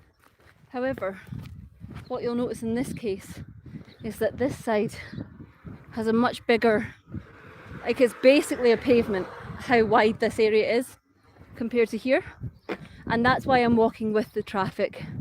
It's not how I'd usually do it, but it's just what makes sense on this occasion. You know, like even though, as you can see, those cars going past, essentially I'm very safe. I wouldn't quite feel that way on that side. However, like an actual path is coming up in about a mile. I remember it on my drive here, and that's obviously far more preferable. Not just because it's safer, although that would have to be the main reason, but it's also just nicer. you know, pavements are like a little bit more designed for you to be walking. So it's just a nicer walking experience in general.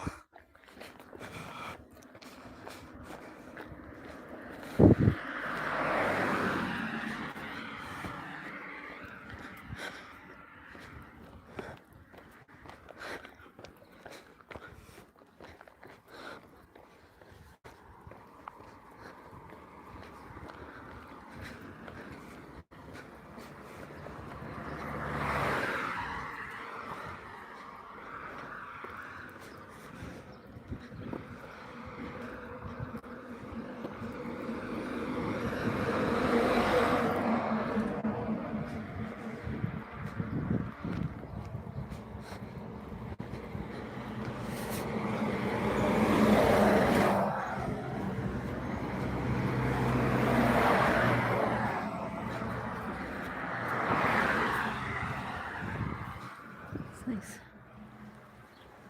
Oh, lush smell. Nice. Hi, sir.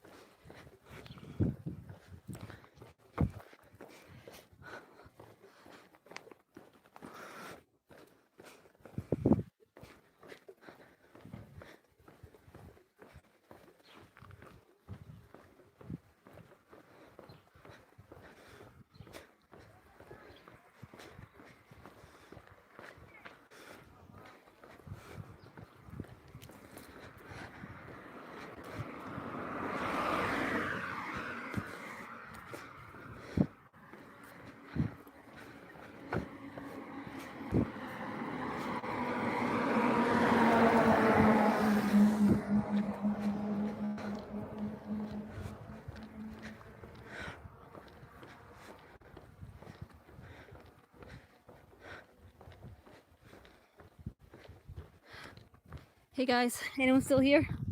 Don't forget to meet the Serbian dancing lady. Please tell me more, because I've literally no context for what you're talking about. But that sounds fun. Can't really see the building yet, my bad. I'll go do something else, have a nice walk. Thanks, Jan.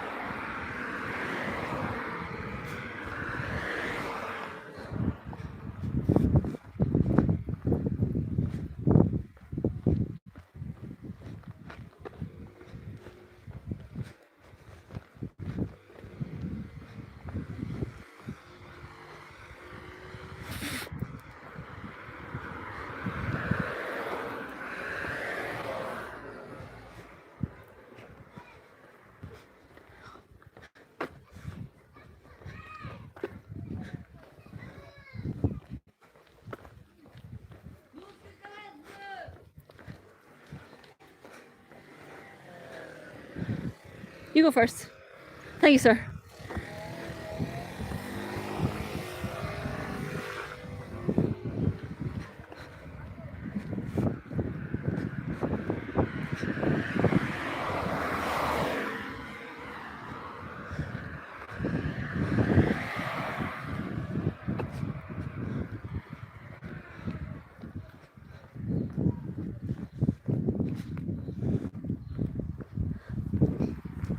How do you not get bored walking? I would. It's not like there's not moments where you don't get bored. However, I think I get bored a lot less than the average person, in that I'm very naturally a daydreamer. So for example, I'm actually struggling to like focus on the fact I'm live right now. because it's like I'm just naturally daydreaming. Not about anything like hugely interesting. Like I'm just thinking about who I could interview if I was going to interview people next, and the fact that I'm nearly in Serbia. For me, Serbia is like the first proper foreign country I'm going to be in, so that's going to be such a milestone, entering Serbia. I'm also thinking about my dinner because I'm a bit basic. So I would say about 40% of the time is super easy for me in that I'm just naturally daydreaming. I think also I'm very naturally a neurotic individual, which is not a good thing. Obviously it's been a very big setback in my life, but there's something about walking that calms me from that, and as a consequence, even if I'm not thinking about much and I am a bit bored, I appreciate the feeling of not feeling stressed, which is something I feel a lot just in life. So the endorphins of this walk and the fact that I'm putting my mind to something a bit different gives me a lot of dopamine, and I can cope with boredom if it means not feeling stressed. So it's not like I feel like super buzzed and overwhelmed with excitement on most days. That's just not true. Most days feel pretty chill. But then there's moments where you do feel very bored. And for example, if I wasn't live right now, in those instances it'd be like, right, you need to watch something. Or not watch, but at least listen to a podcast or some hype music. However, for the most part, when I'm bored, I'm finally made it to a pavement, how brilliant. When I'm bored, I just embrace the boredom. Because the thing is, say when I was like a waitress, I was making £12.50 an hour as a waitress in the Lake District, I would spend like 80% of that shift feeling bored and like a little bit of stress that I wasn't like quite putting my mind to whatever I should be in life. And you know, I even felt that way as a teacher, even though I loved teaching. There would be certain classes, you're like teaching grammar, or you're teaching kids that are really shy, so barely talk to you back, etc., where you feel bored. And even content creation, like the creme de la creme job you can have in life, because it's basically just getting to do what you want, but happen to have like a camera on you. There's even moments during that I get bored. So I kind of just, I've just accepted that this is part of life, feeling a little understimulated, and I don't really try and fight it. I sort of just understand it's not like what makes you bored in life, it's what makes you feel that you're kind of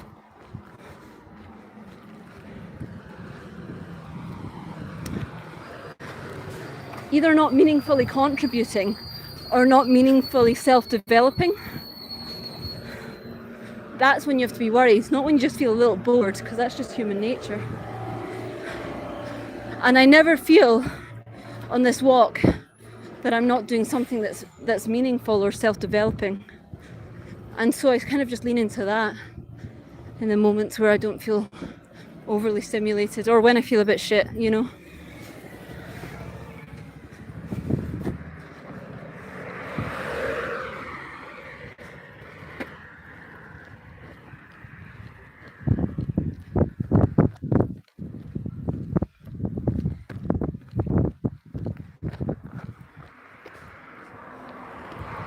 Hey man.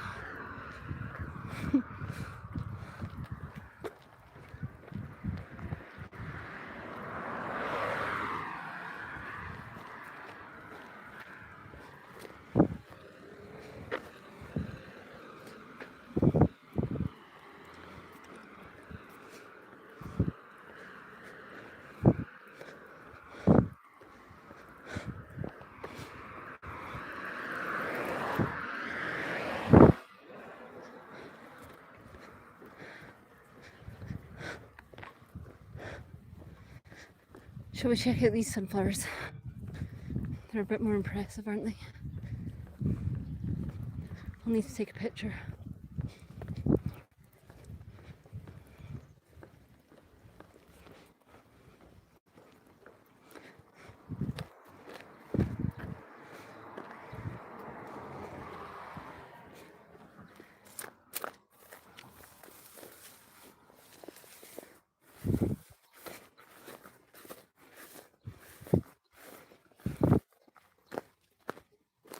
Do you like them?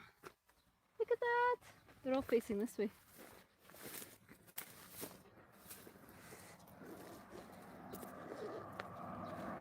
Do you have a speaker to blast out some sort of tunes? No, because of the weight. However, that would have been really smart to bring, wouldn't it?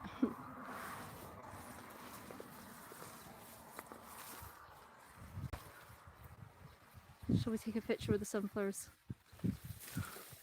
You're in it, vlog.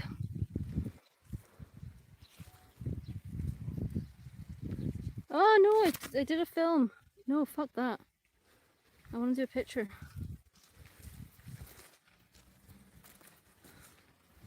Okay.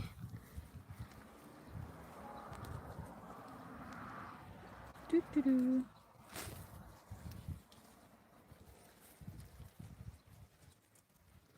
Right, let's take a photo. You're in it, lads. Nice. Let's continue our walk. I hope you were smiling.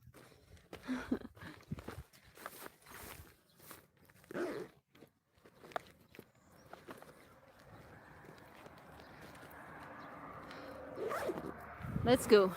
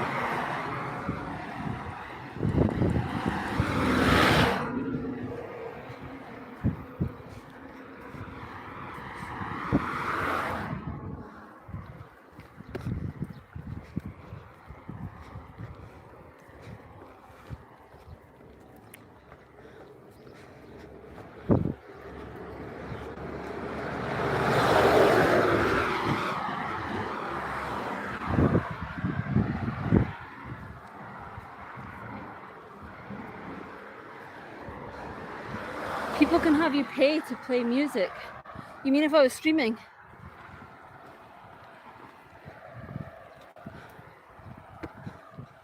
That's a good idea. Is that a thing? I could be a DJ. Would that affect my money? Like once you go live but you're playing like Justin Bieber, all the money goes to Justin Bieber on the live. That's a good shout though. Bro, do you know, guys, I really need a team. I need like a team of like 7 people. Then I'd be unstoppable.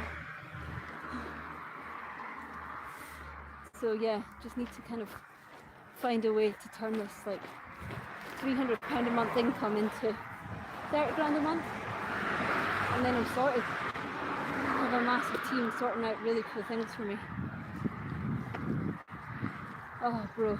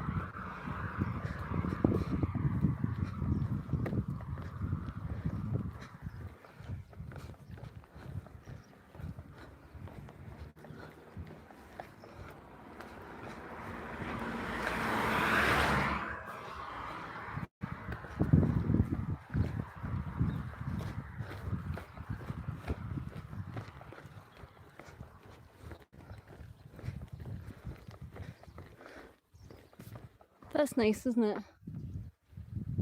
It's very beautiful.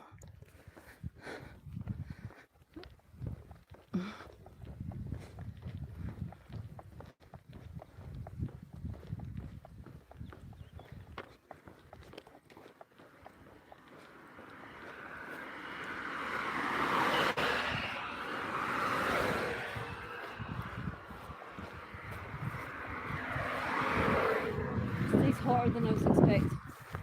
Already I'm sort of thinking to myself I need another drink. So we might take another break in the shade. This one's got to be a short one though, just 5 minutes to have a drink. Yeah. Play royalty free YouTube music. Is that what people are requesting? I think the artist will get the same as any other stream royalty. Yeah, definitely have to check. So many ideas, guys.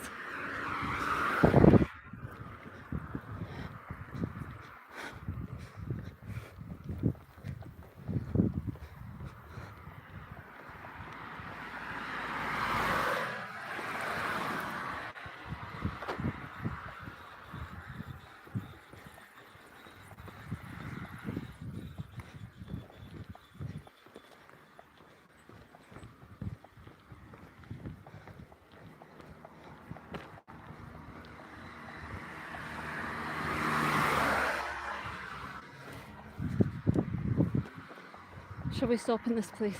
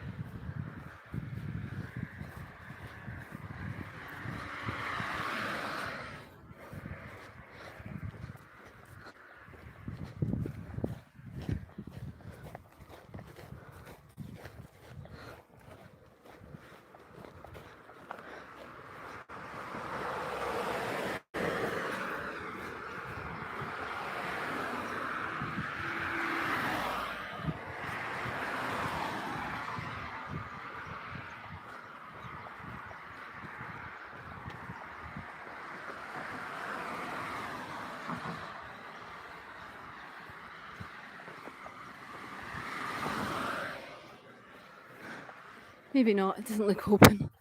We'll stop in the next cafe / pub.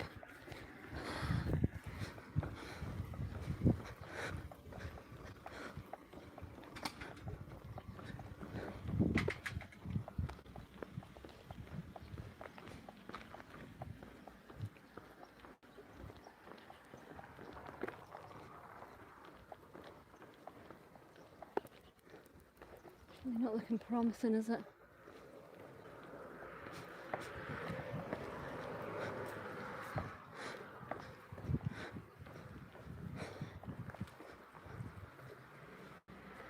No.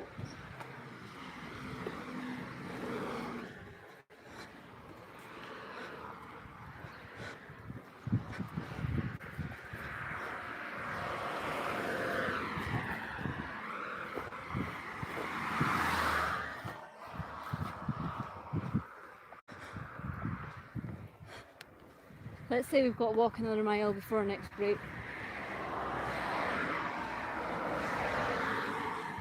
Kate, when you see a person, raise your hand and make a 3-finger sign from thumb to middle finger. What? Yeah? What about it? What does that mean?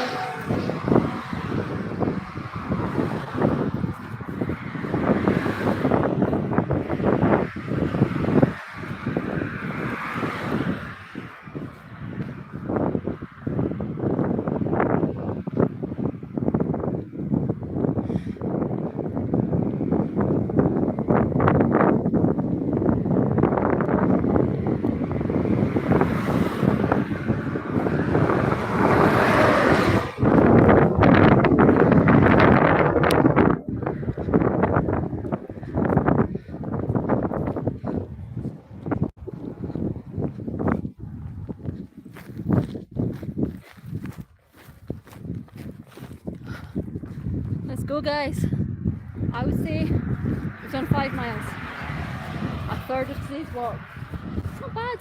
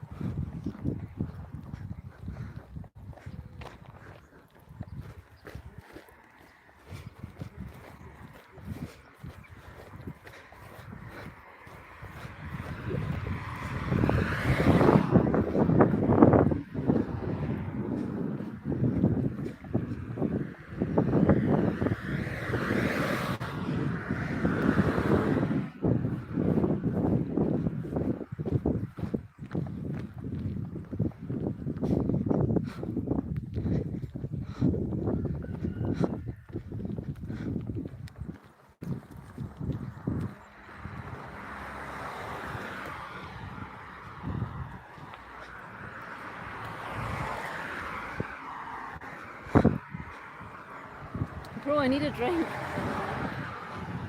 Got water in my bag, but I'd love a drink.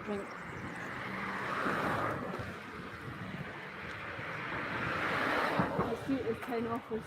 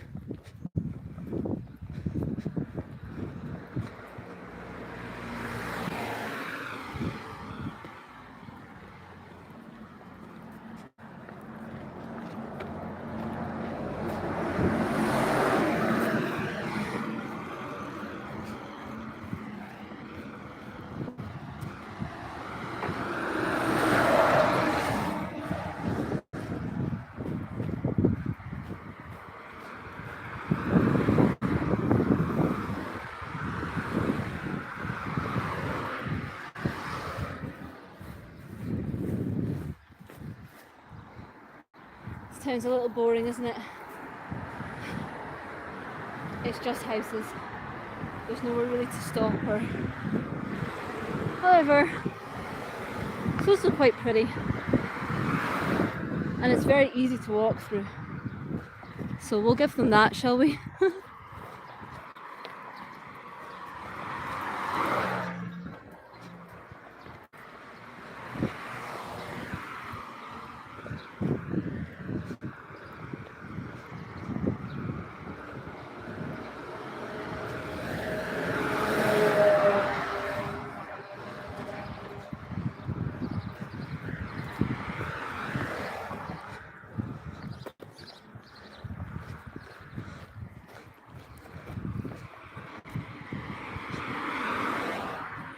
High five. Ah!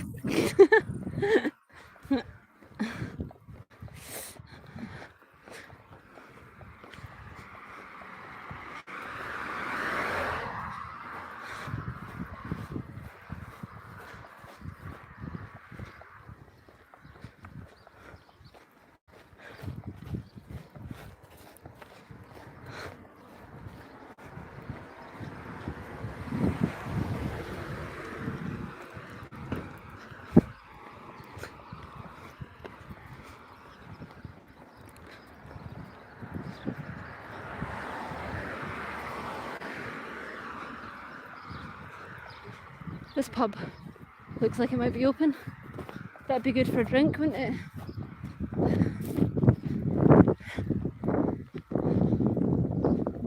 Then I can check how much longer I've got left on the walk. I think about 9 miles.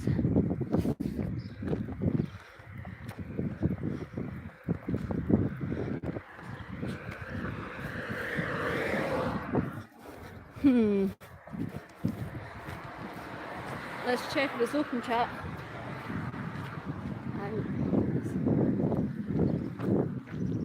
Yeah. Yes. Brilliant. Let's go.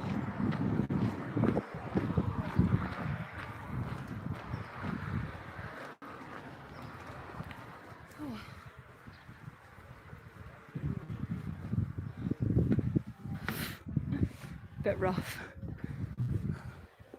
I'm not entirely sure this is made of real material. Let's go. Alright. You take card? No. No card. Is there a machine? That way,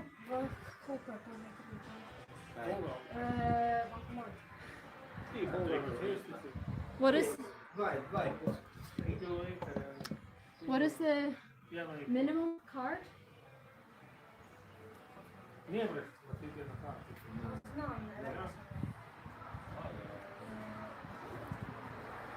What? Card?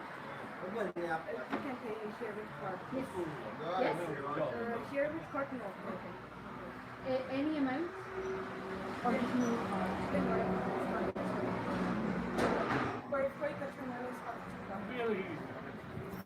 Maybe I've got enough.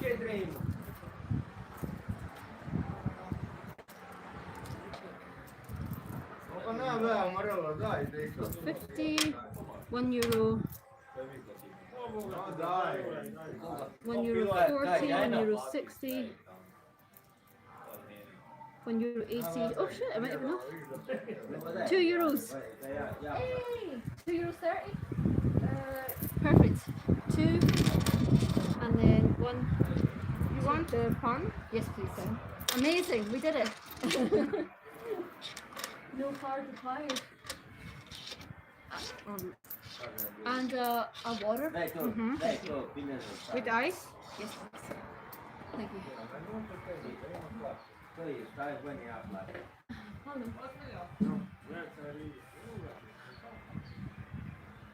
Kate, don't wander into Bosnia. There are mines lying around. It's not on my list, guys. Bosnia looks really cool. Is the capital called Sarajevo? That looks sick. But it's not on my list. Oh my goodness. My tripod. Fix it. Thank you. Thank you so much. That man will pay for it. No. It's yours. It's a tip. I can't accept You it. can. I can't. It's a new rule. Why are you paying, dude? You don't know me. Maybe I'm a monster. Thank you, sir. Thank you very much.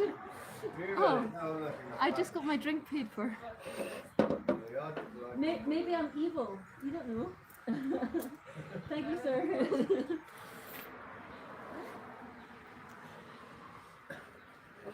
Does the sound of traffic ruin the experience? No. I mean, sometimes it gets really intense.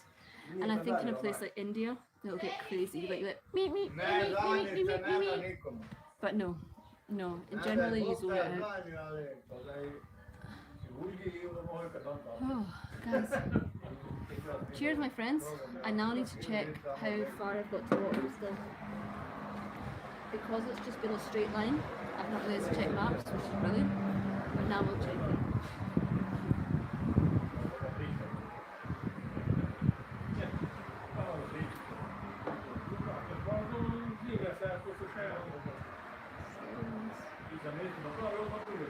Let me check how far I've got to go.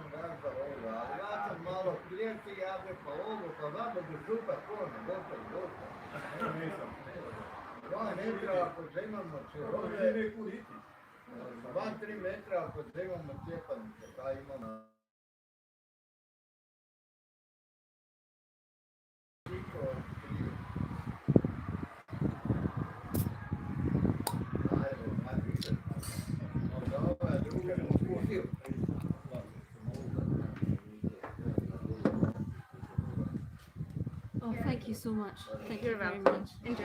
Thank you. Do you need maybe for cigarettes? Do I need 6? Oh, an ashtray? No, I don't smoke. Thank you.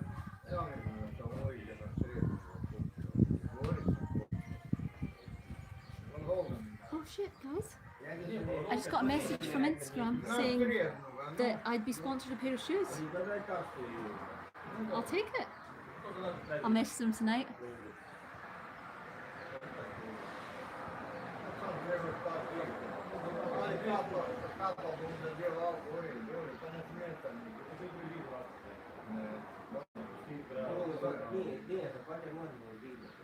I'm exactly 10 miles away from my destination tonight.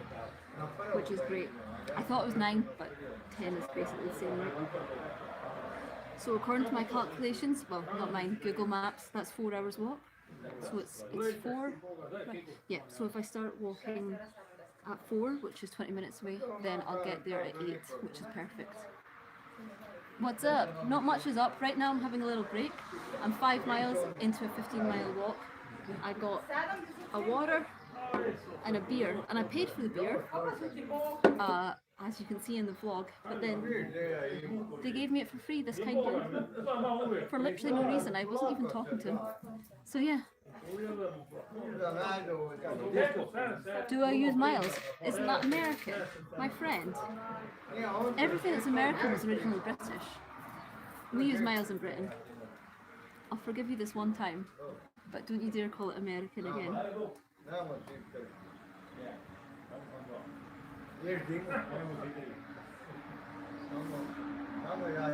I'm just going to share my live to YouTube.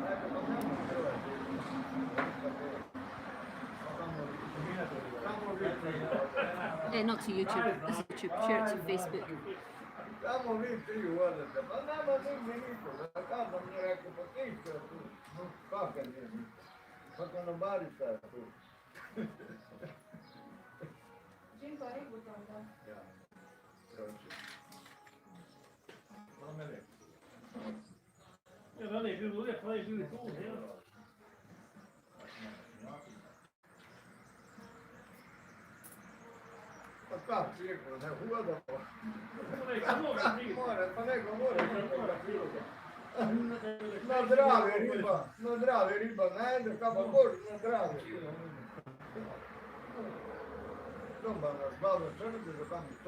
Sorry friend, I know this is a bit boring.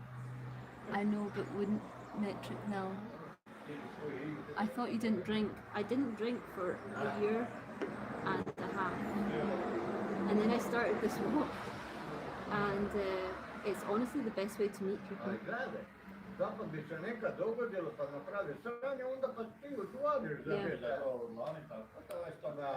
So I would like to stop drinking eventually, but I kind of like that it gets me into like places where you can talk to people.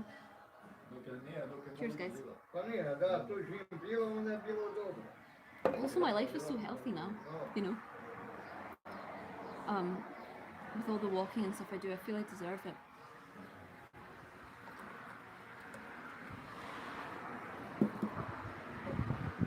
Fair enough. Carbs also matter. Yeah. Definitely. Carbs are the most important thing. Carbs and protein. I don't really worry about the fact I don't get quite enough vitamins on this walk. Like, I should eat healthier to get more vitamins, because obviously vitamins are really good for your body. But like, the way I feel after I've had a carb and protein heavy meal are like what really matters. That's when it's like, okay, now I can actually do some intense exercise, you know. Everything else is kind of secondary to that. Just be careful, because heat and alcohol can make each other worse, for sure. For sure.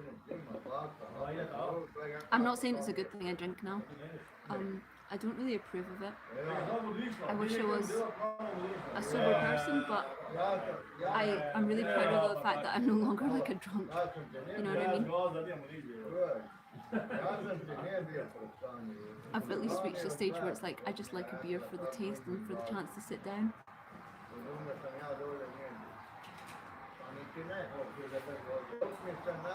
10 miles to go.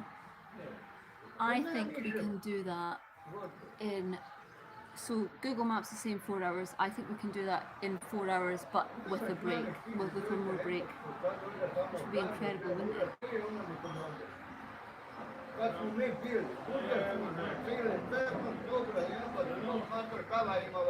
Sick. Yeah, guys, I'm going to try the 100 tattoos for 1 million a bit more, you know, because I've got to try new ideas, and if it doesn't work, then I'll try something new. But I think this walk has just got to be like, well, then you could go for an alcohol-free beer. That's true. I'm not going to dispute that, friends. What can I say? I like the little buzz.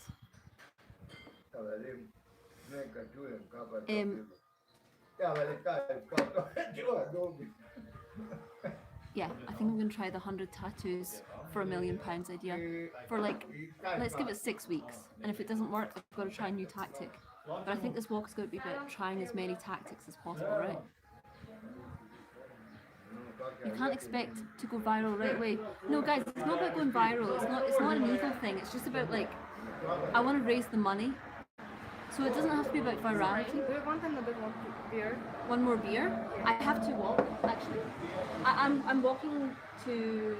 You're very no, but why?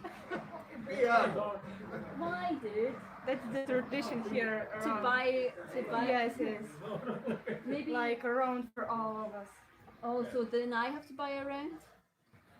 If you want, of course. I've only €2. Okay, thank you. Thank you. But then I will give you this as a tip then, because you said no to the tip, but now I have to. It's just for you. I know, but we can accept tips. If you want tip waiter, you can put it on the table. There it is. And I'll forget it. when you leave, then I can. You have to take it. Yeah. I'll put the money there and then I'll forget about it. It's a new rule in country. In the whole country? Yes. That's yes. terrible. Yes. When I was a waitress, how you make your money is tips. Right? Yeah. Yes. I know. That's terrible. Okay, I'll forget about it. Yeah. You're not allowed to accept tips in Croatia. That's terrible. That's how you make your money when you're on minimum wage, but like in the service industry. But also the place I was staying in last night, which was in Croatia, they were saying like they get really good tips. So they've not got the memo. Honestly, not a fan of the tattoo idea, but it'll pick for you soon anyway, I bet. But it'll pick up for you soon anyway, I bet. Yeah, guys, I don't know. I'm just spitballing ideas, I have really no idea. They probably just mean viral equals a lot of attention. Oh, thank you so much. Maybe I'll have to take this on the walk. I don't want to be too late. Ask if they are sad about the footy. Are you sad about the football? Football. Croatia. Yeah, sorry, man. Are you out? You're no longer in the football? Football? Yeah. Croatia? Yeah. Sorry. Destiny, yeah. Scotland too. Scotland's... Bloody Brazil. I'm Scottish. But I walked here. Scotland to Croatia walk. And then to Istanbul. Let's get a little back. No. My bag's in my hotel. Yeah. Yeah. It took me 10 weeks. Yeah.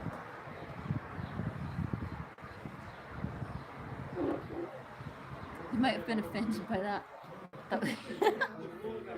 Look, bro, I'm a loser too. Scotland lost as well.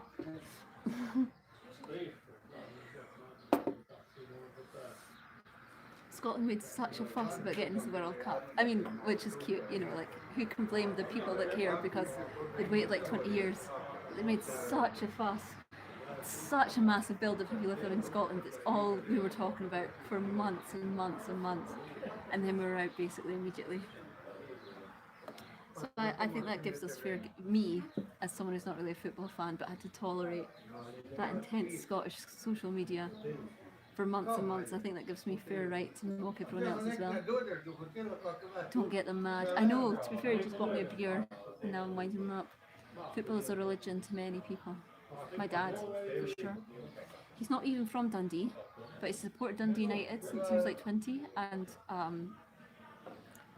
yeah, don't try and talk to him if they lose for like half an hour after the game ends. He's a right dickhead about it. Even though he's a really nice person, but he's just so emotional about football. My pick is Netherlands to win, maybe England.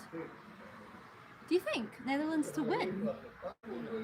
I just don't know enough about football. I didn't even think they were good at it. In my mind, it's always like Brazil. don't even know enough to know there are teams that are good.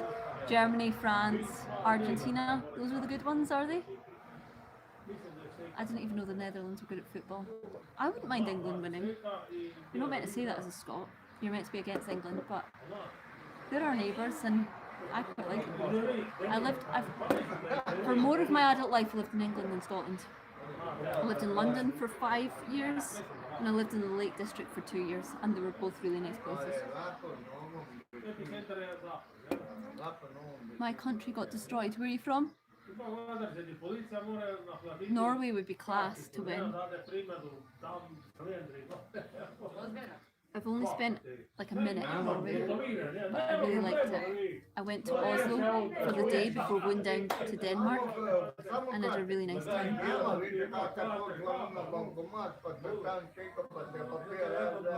Oh my goodness, I just got a warning. Severe forest fire warning in this area. So it must be hotter than it feels.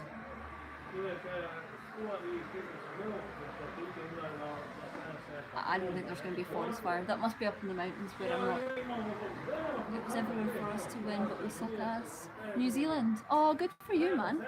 Cool that I've got a New Zealand viewer. So what's it for you, like 4 in the morning? Brendan, what's going on with you? Why are you talking to me? I like that you're here, but aren't you knackered?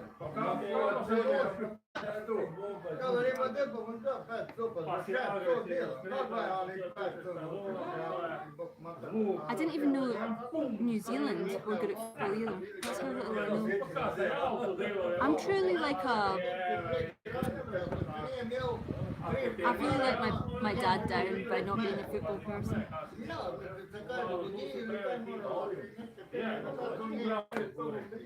My dad ended up with 3 girls, so he had to wait till the last girl, Lindsay, before he got a football fan in the family.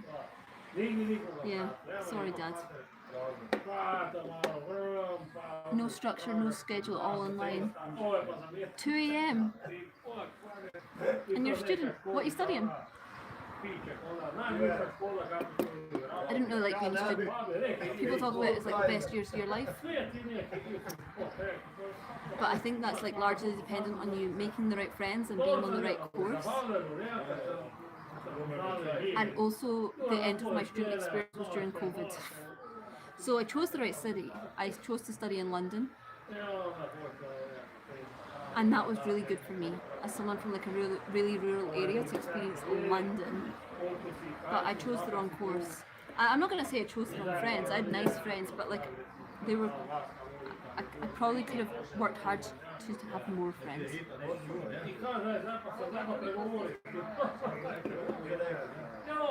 Yeah, that would have been good. Where are you in New Zealand?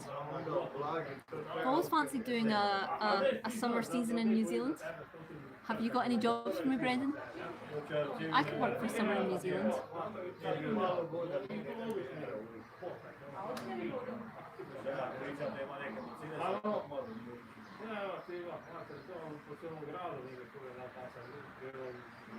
Oh, Jan, you're back. Hey, Jan. Yeah, I don't care about footy. The thing is, obviously, everyone around you cares about it so much. As a consequence, you do care about it a little. You know, you want like the people that you love to like the game and to win, but I can't care about it on more than that. Scots get half a year visa, I think. That'd be alright. Half a year's all I need. Is it called Queenstown? I'd love to live for half a year in Queenstown. That'd be incredible.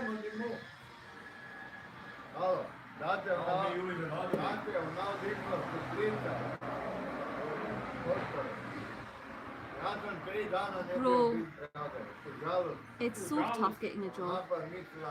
Because I'm nearly running out of money and I'm thinking about going home for the winter, I've like sent feelers out to like, I'm gonna say 30 places. Which obviously isn't that hard, like you just write a fairly generic email with your CV and then you like slightly tailor it to each place. So like, let's say in total that took like 4 hours work to send it to 40 places. 30 places, sorry. Not a single place has even replied. I'm so tired of this culture of ghosting. You know, you get it in dating a lot as well, but in the workplace it's so brutal. Like when your like finances are dependent on like knowing if someone's going to reply to you or not, and you just don't get a reply, it's so fucking brutal. We're definitely far too comfortable in modern society with just like not getting back to people. It would take half a second to reply saying sorry we're not interested, we're keeping it on file or whatever. You know. I would love to study travel because I study the world and civilization. Yeah, dude, it's the best education you can get. If you said you're from New Zealand, but there's no jobs there, so you might go to Australia. I mean, I don't really know enough to know how different Australia is to New Zealand, but even that would do you a lot of good for a year. You can always go back. It's just really good to push yourself, my friend.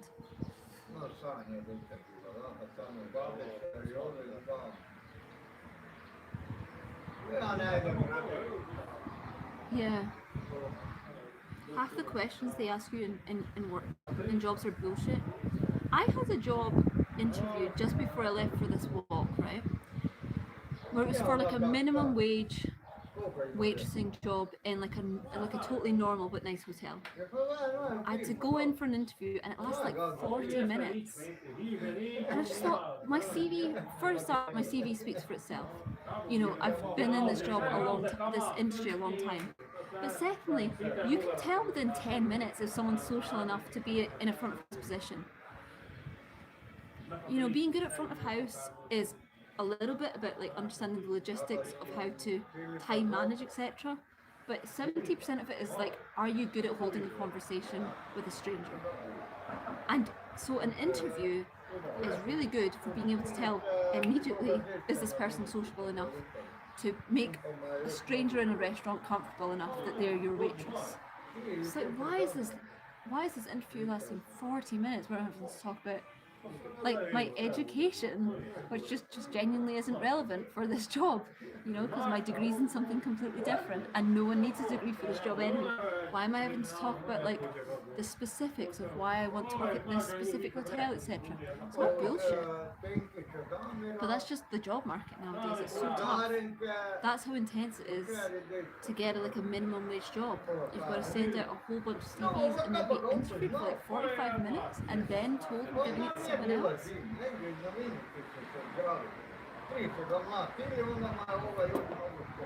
No way that it used to be like this.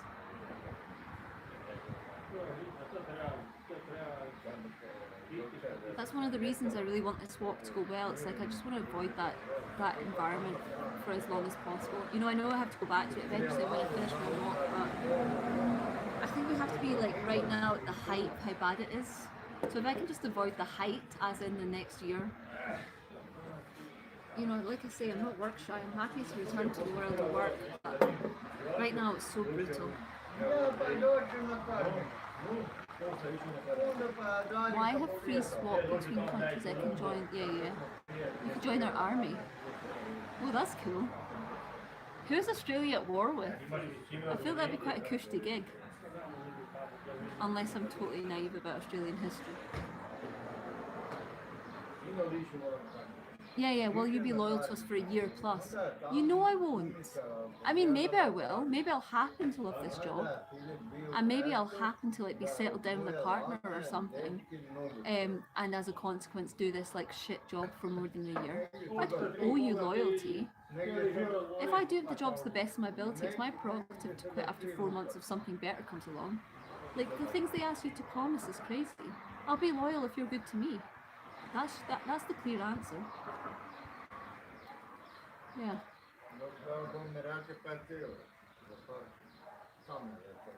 Yeah. Anyway guys, I need to start walking again. I was very kindly bought another beer, but I think I have to take it on the road because I'm in a bit of a rush.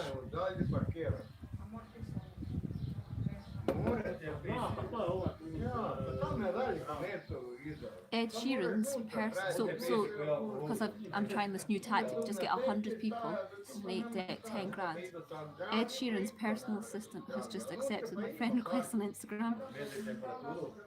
So tonight, shall we message her now? Or does that seem pushy?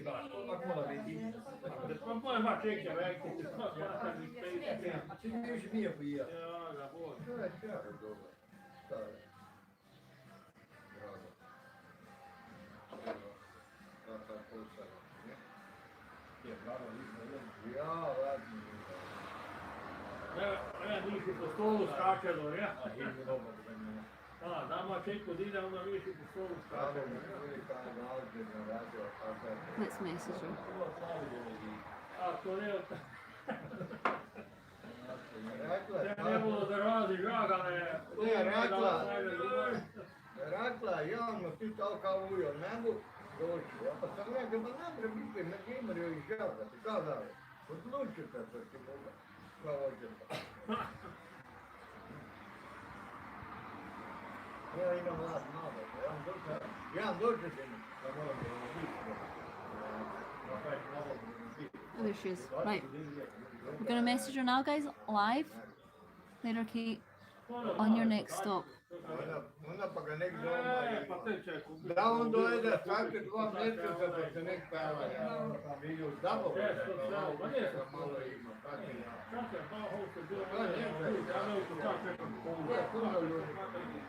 nije nek vauče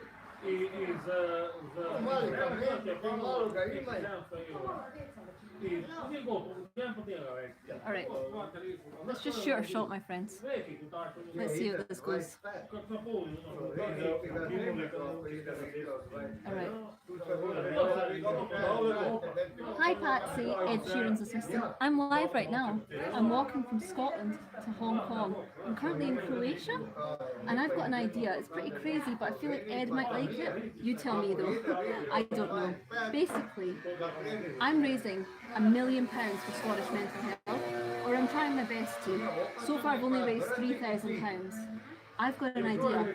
What if 100 individuals donate 10 grand to me, not me, but to the charity, which will make £1 million by the time I've reached Hong Kong, and in return I'll let that individual choose a tattoo of their choice to get tattooed on my left leg. By the end of the walk, I've reached Hong Kong, I've walked for 18 months, and 100 celebrities or businesses have donated 10 grand, and I have 100 tattoos on my leg. What do you think, Patsy? Can you let Ed Sheeran know my idea? I feel like he'd love it, but if not, maybe he's got a mate that would. Yeah, I'm here to chat. Thanks, Patsy. Alright, bro. You got 2 phones? Yeah, I do. I'm like a drug dealer. This is my proper good one. And this is my chipped up one. That, this is where I find out I can't even attach the video I sent.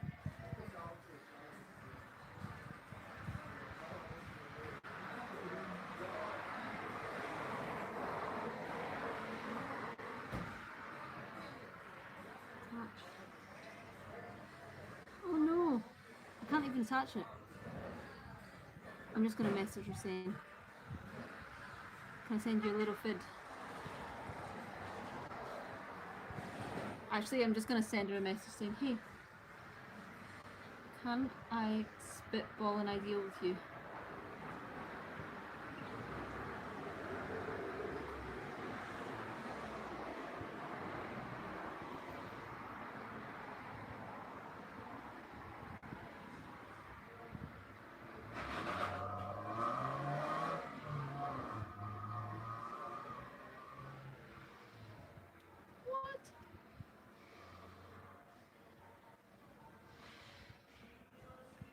Cool. That's all we can do, friends. I'll let you know soon how it worked out. That was solid. I hope so, Jan. You've just got to put yourself out here in life. Oh shit, they've all gone. Was my pitch that bad?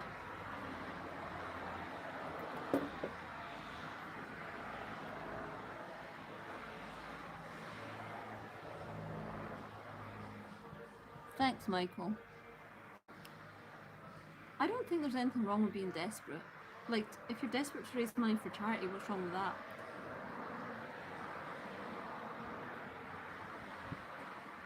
But I don't know, like I say, I don't understand how businesses work. Because on the one hand, they're multi-billion, like, pound corporations. So is 10 grand a lot for them to part with? Maybe, maybe not. I just don't really know.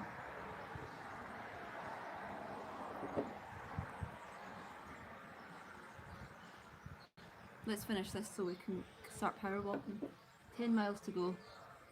3.5 hours, I reckon, plus 1.5 hour break.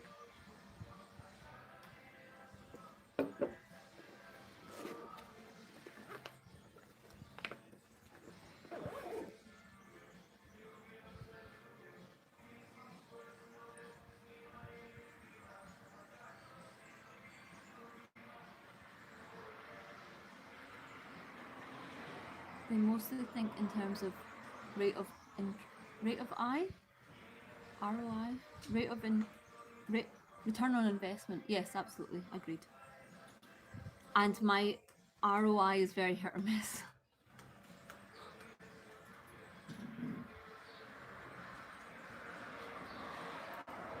Thank you very much. They're gone? Yes. Oh my goodness, my friends.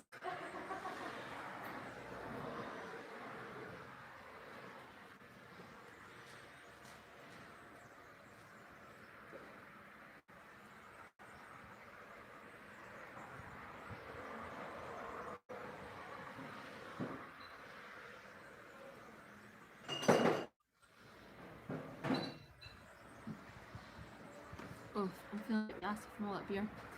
Right, we really need to go now. Let's.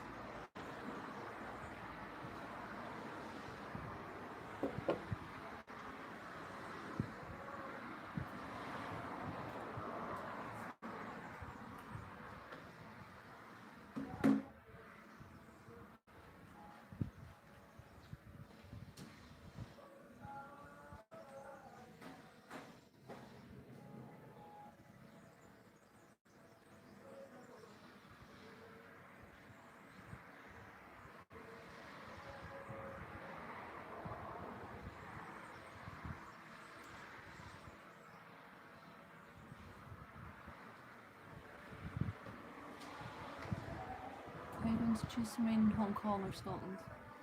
I don't know, guys. It really depends how this walk works out. Right now, I can't see myself having any money when I get to Hong Kong, which would mean I can maybe stay for a month maximum, you know, on someone's couch, which would be brilliant for the experience of experiencing Hong Kong, but then I'd have to go. However, if I'm in a bit of a better position, I'd love to stay for maybe even half a year, because I really do love Hong Kong. And I never scratched the surface of Hong Kong.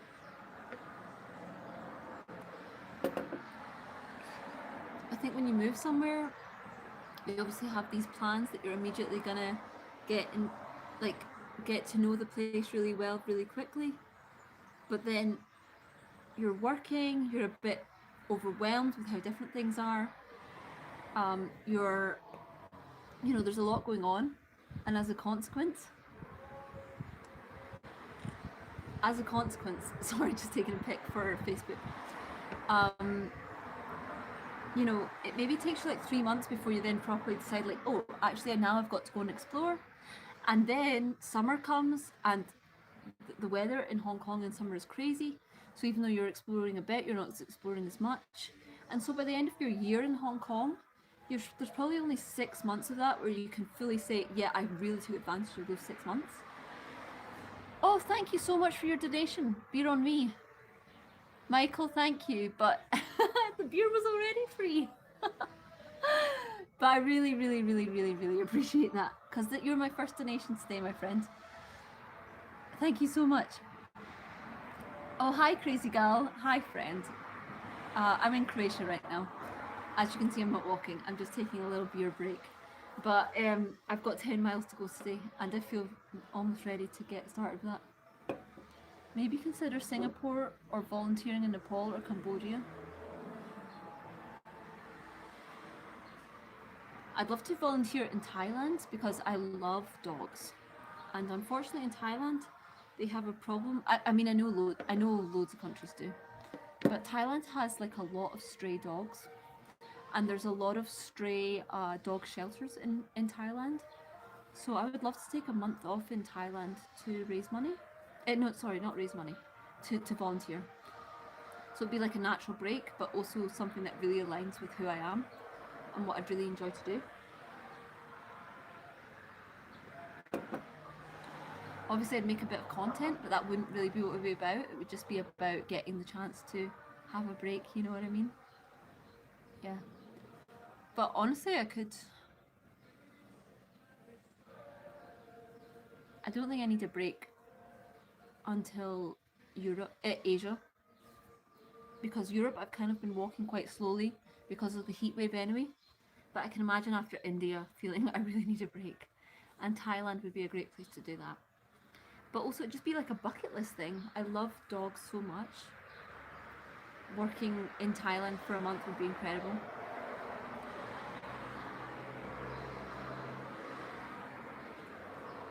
South African?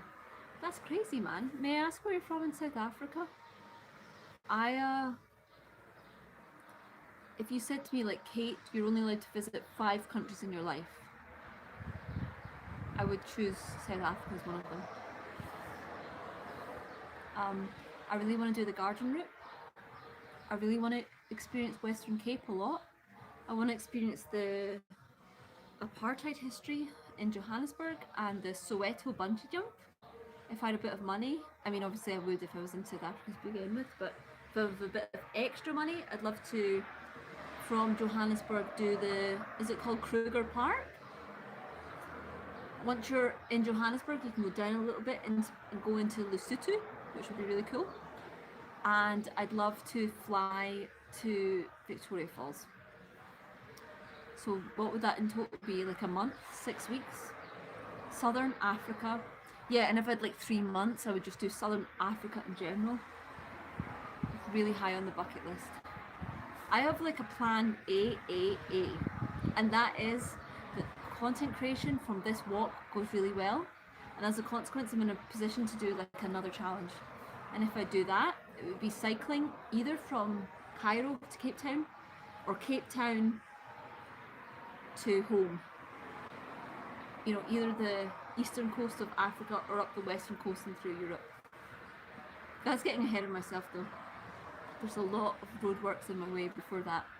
But yeah. And then plan B is that I finish this challenge with all of the objectives I've served and in like a neat time frame. And plan C is that I like hobble to the finish line of Hong Kong. I've not raised the amount I needed at all, but I still made it.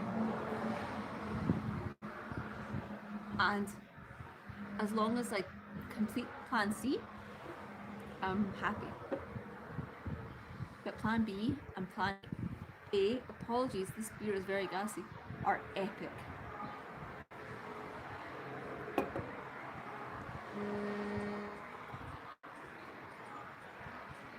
Having studied geography, yes, you connect much. Yeah. Yep. Yeah, the landscape of South Africa would be incredible. What's your opinion on South Africa? Is it dangerous as people talk about? I think that would be my biggest stress of traveling alone in South Africa, is that it is getting a very dangerous reputation, especially Johannesburg. I think Cape Town I'd feel comfortable walking around myself. I'm not sure if I'd feel that way in Johannesburg.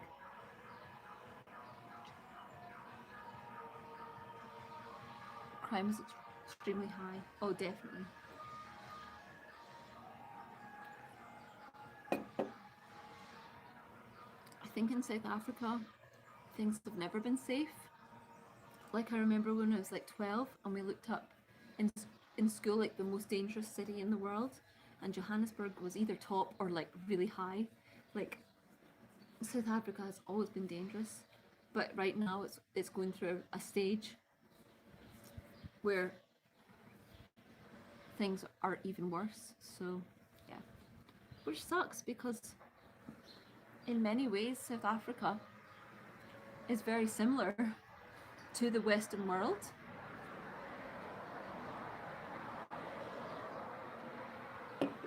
And as a consequence, like, there'd be many ways you'd feel at home there, but obviously not if you're getting like everything stolen from you, or there's like a threat of like sexual violence and that you're not allowed to walk the streets alone, etc. Yeah, I definitely have to think it through. Hell no, it's safe. Really? You would genuinely feel safe walking around Johannesburg? Genuine question. It's just you, phone in hand, and your wallet in your pocket. You wouldn't at all feel unsafe?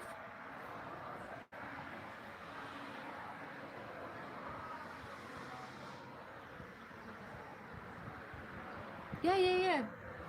Dude, I don't believe everything I read.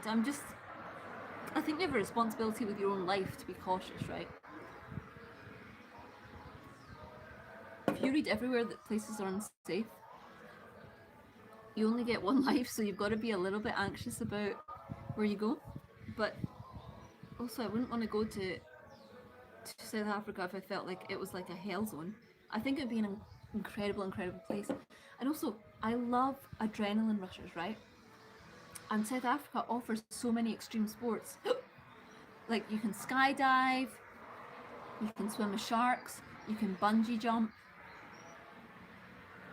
So you can like go rafting. There's so many incredible experiences in South Africa that I'd love to have.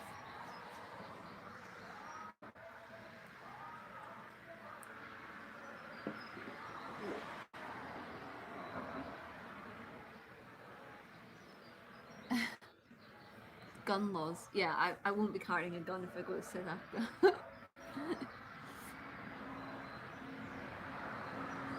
Not because I'm against guns, although I guess I am. Because as a Scot, they're just not part of our lives. I wouldn't even know how to use one, it'd be useless. If you travel with a South African, you're good. Yeah. I'd love a South African husband. My dream husband is Trevor Noah. Trevor Noah, if you're in the chat, comment below.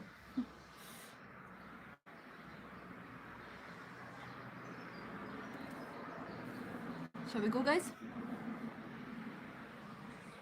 I'd love their barbecue as well. So South Africa is really, really known for wine. And I'm really, really known for not liking wine. So their wine gardens, I'd love to go on like a tour of them, but I'm not interested in like getting pissed in the sun in South Africa in that sense. But their food, like big hunks of meat on there's a very specific word for how they cook their meat and what they call it, but like sausages and steak on the grill, I'd love that so much. And then going to Durban, they've got a really high Indian population. A curry in Durban sounds incredible. Yeah. I could definitely spend 2 months of my life in South Africa. Their wages are terrible, so I wouldn't really be that interested in living in South Africa, but I'd love an extended travel experience there. That's definitely on my bucket list. I could show you the basics. Yeah, go for it. What, John, are you South African? I am a white guy and was part of the first class of...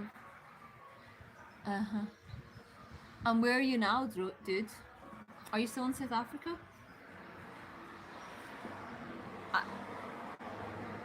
When I first learned about white people in South Africa complaining about race, you know, like this modern thing, I just thought, fuck off, you know, because obviously we learn about apartheid at school, and obviously that's incredibly valid, you know, the suffering that these people went through, and etc. etc.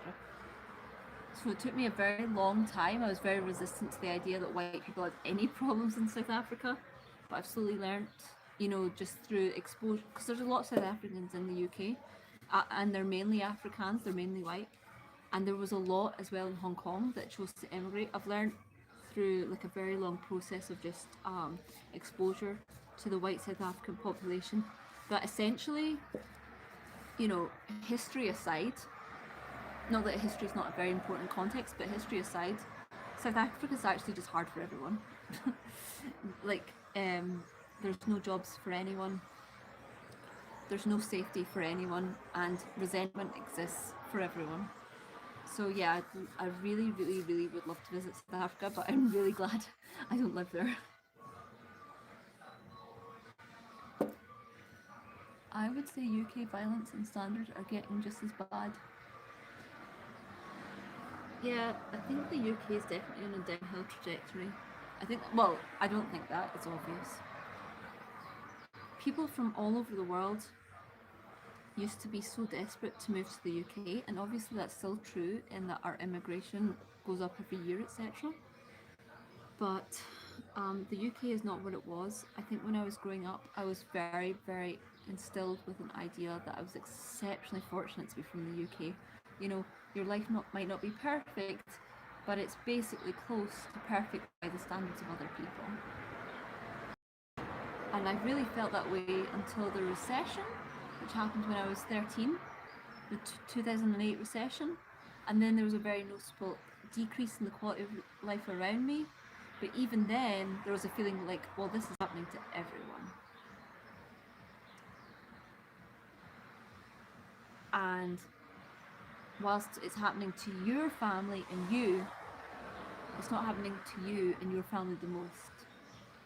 I was about 20 before I really started to understand, actually some places just are better, you know, like the Scandinavian countries, you know, etc. Like, there are places that just objectively have a better quality of life. And even some developing countries that you don't associate with a better quality of life, there's a lot of metrics by which they're objectively a lot happier, which surely is like the main thing in life. And then by the time I was like 25, 26, so I'm 30 now, I was like, oh fuck. This took me a really, really, really long time to get round to learning, because it's so instilled in you as a British person that Britain is the best place to be. You know, like, not that we're taught that our history is the best, but we're taught that we're the winners in history, and we're taught that we're the lucky ones in history from a very, very, very young age in our school system, and just through the media we consume, etc. So it was only a few years ago that I suddenly just got round to learning, like, oh shit, maybe the UK is average. Obviously we're still lucky. Some places don't have electricity, some people are starving in life, etc. But in the UK,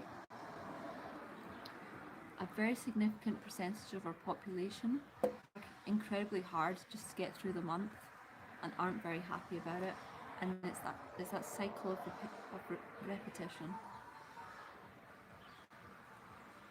And life should be more than that in 2026.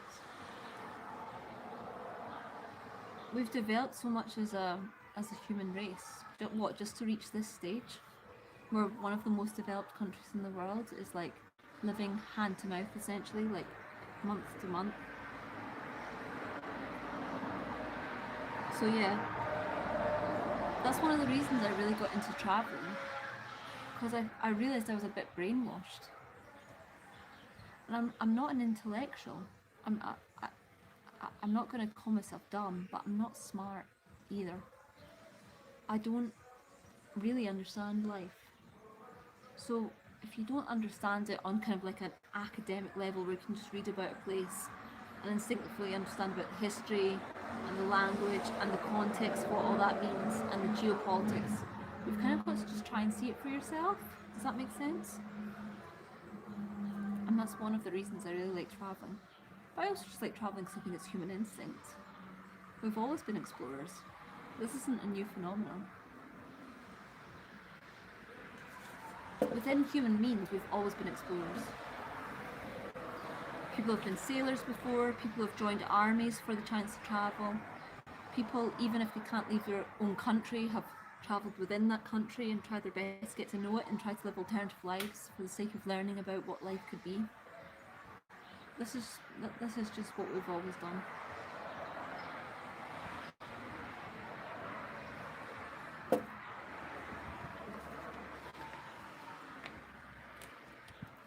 long story short, I didn't want to live in South Africa, but I'd love to travel. I'd love to. It's on my deathbed. I don't think I'll think much about traveling. But if I did, like on my deathbed, I'd feel really bad if I hadn't been to Peru, Vietnam, and South Africa, and the Channel Islands in the UK. Those are the 4 places I really just instinctively feel I need to go to. And if I can choose a number 5, it would be the island in the Pacific called Tuvalu. I've always been drawn to that place. It just looks fucking cool.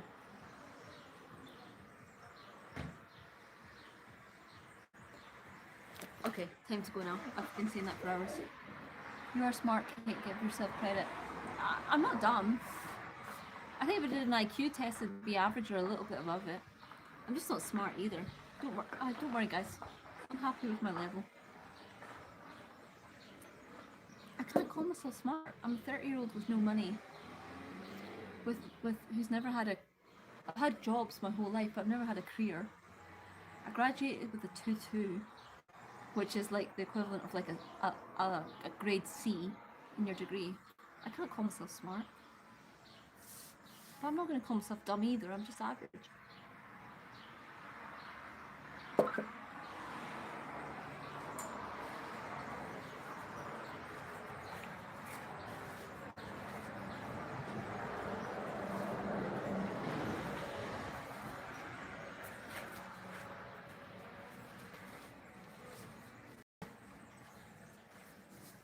Okay, let's drink until about here.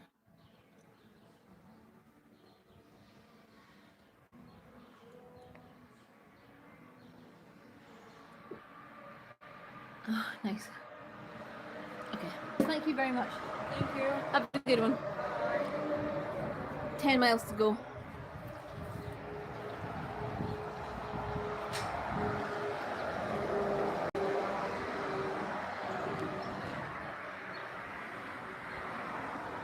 And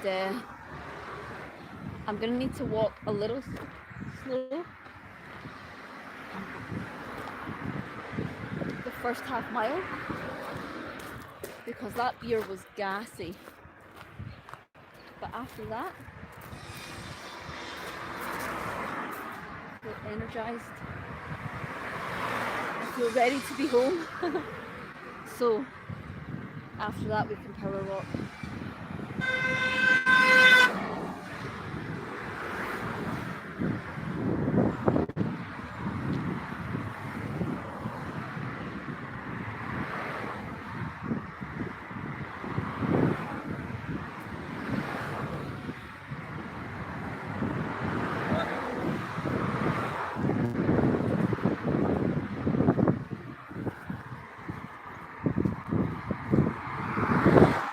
I would love to visit Scotland but don't know anyone, as I know it's beautiful, and Machu Picchu. Scotland is beautiful. Scotland's not cheap. I mean, if you're commenting from like Switzerland or Norway, Scotland's cheap, but by most of the world it's not cheap. But I fucking love Scotland, and I don't think it's overrated. I think it's perfectly rated.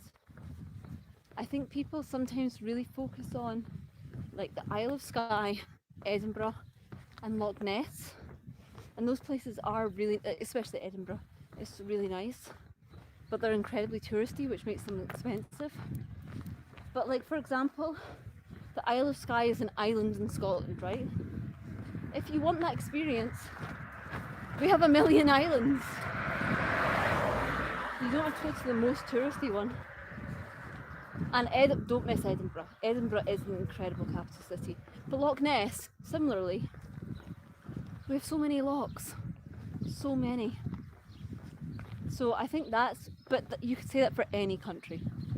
There's certain places that get a tourist reputation and then they become a bit over-saturated.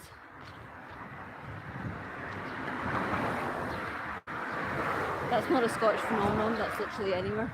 Like here in Croatia, I'm sure there's certain islands here in Croatia, and maybe parts of Zagreb,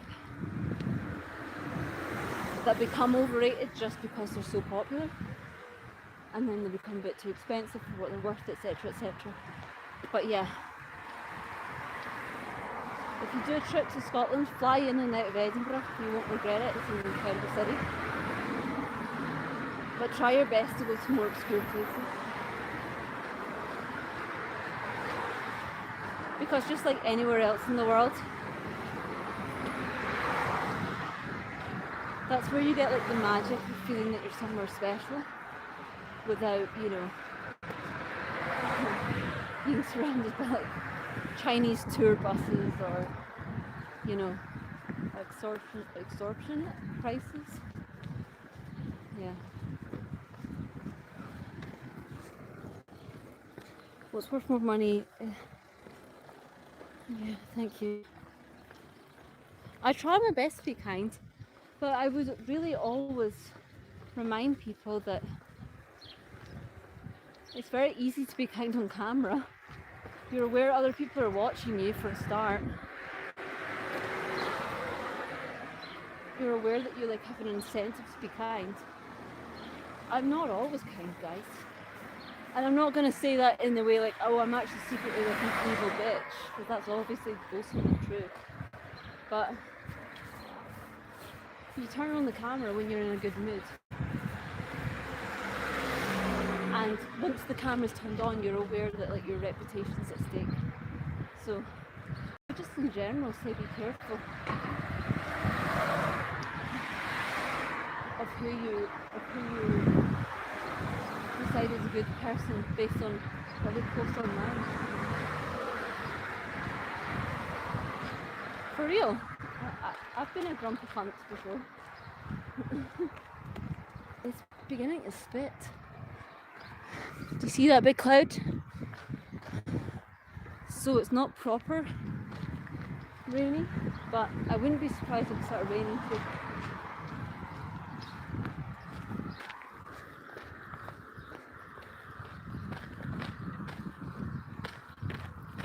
But only one Nessie. That's true. That's true. We've loads of locks, but only one Nessie. If I ever got a Scottish tattoo, because obviously I love Scotland and I quite like tattoos, so getting one about a tribute to Scotland would make sense.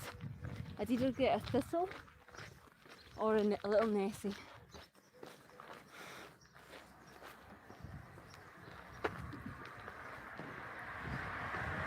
Oh my goodness! See, this sucks, guys. It's a perfectly preserved, oh, little wee birdie, but it's definitely dead. You can feel from how hard it was. But that probably just fell from the sky like 10 minutes ago. Yeah.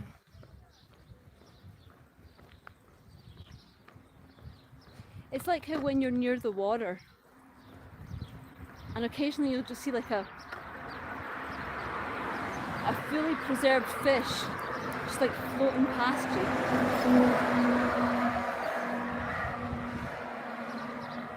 And they don't last long, right? Because a bigger fish would eat that soon, or eventually it sinks.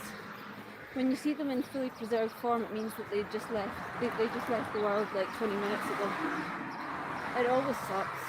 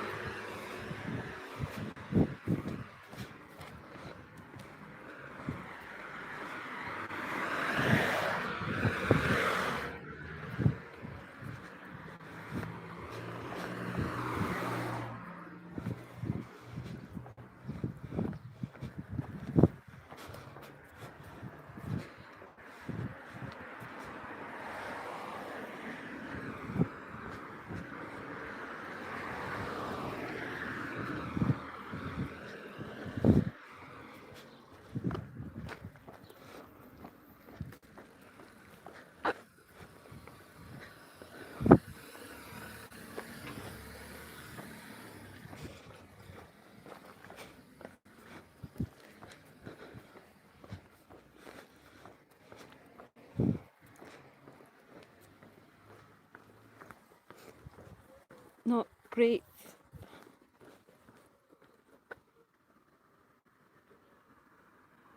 Oh, thanks, Simon. Simon? I think it's pronounced Simon. Yeah. South Africa's years away, because if you're any good at geography, you'll know that it's not quite on my route from Scotland to Hong Kong. But I'd fucking love to go to South Africa. It would be incredible.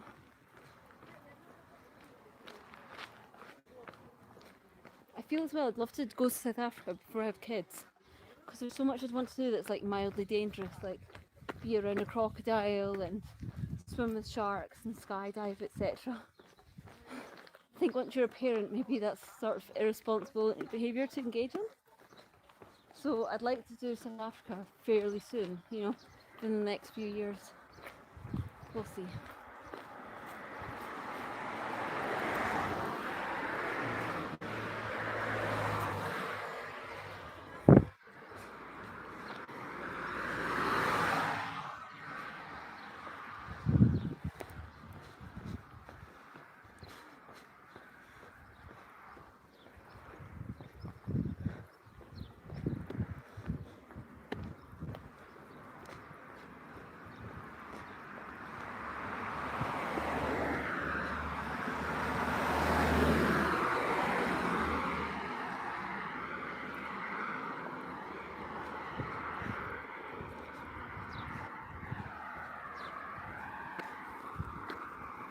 Don't touch that. Oh, the bird. My bad.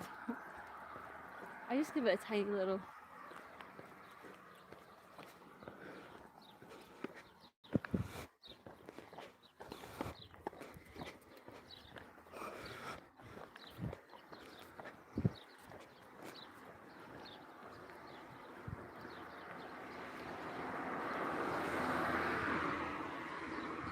So we've got 9 miles left. When we get to the 7.5 mark, we're halfway. This has been a pretty chill day. Like I say, it's been a little bit understimulating in that you're just walking across a road. But at least this road has been very safe, not super busy traffic, and also like a wide space where you can walk. So I'm very appreciative of that. If you back in the UK, happy to meet up. Always lovely making new friends. You have an incredible story to tell. Where are you from, bro? Like as in the UK, where do you live?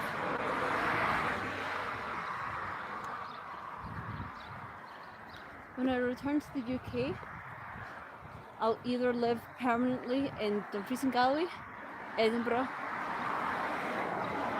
or the Channel Islands. I love my capital city. I like where I'm from, but I love my family, so that kind of bumps up points there. But the Channel Islands would be a really cool place to experience. So yeah.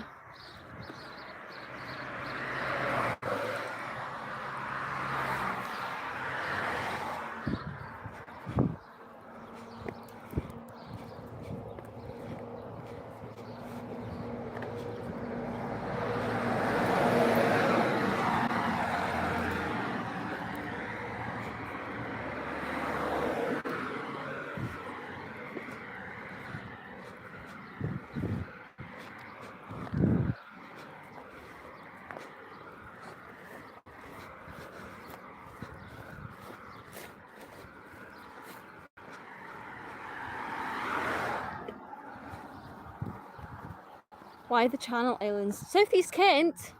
That's cool. I like London. Obviously I lived in London.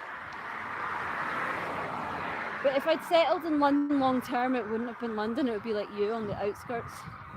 So that you can experience all the benefits of London without having to be there 24/7. Why the Channel Islands? I think the older I get, the more I like the idea of being somewhere that challenges me, but that ultimately I can master. And I think a city as big as London you can never truly get to know it, which obviously is part of the appeal. You can never truly, you know people there, as in you can know a few people, but you're always going to be quite, a face in a big crowd. Whereas I think a place like the Channel Islands is like the perfect population. In the Channel Islands, with like 100,000 people, you can reach a stage where you become successful enough that like you just feel that you are a very like active contributor to that community, and you feel that you know that community, but it's also big enough that you're always gonna meet new people, you're always gonna be challenged. I think also the Channel Islands is like, if you don't drive, which I don't, ultimately it doesn't have to be like this major detriment.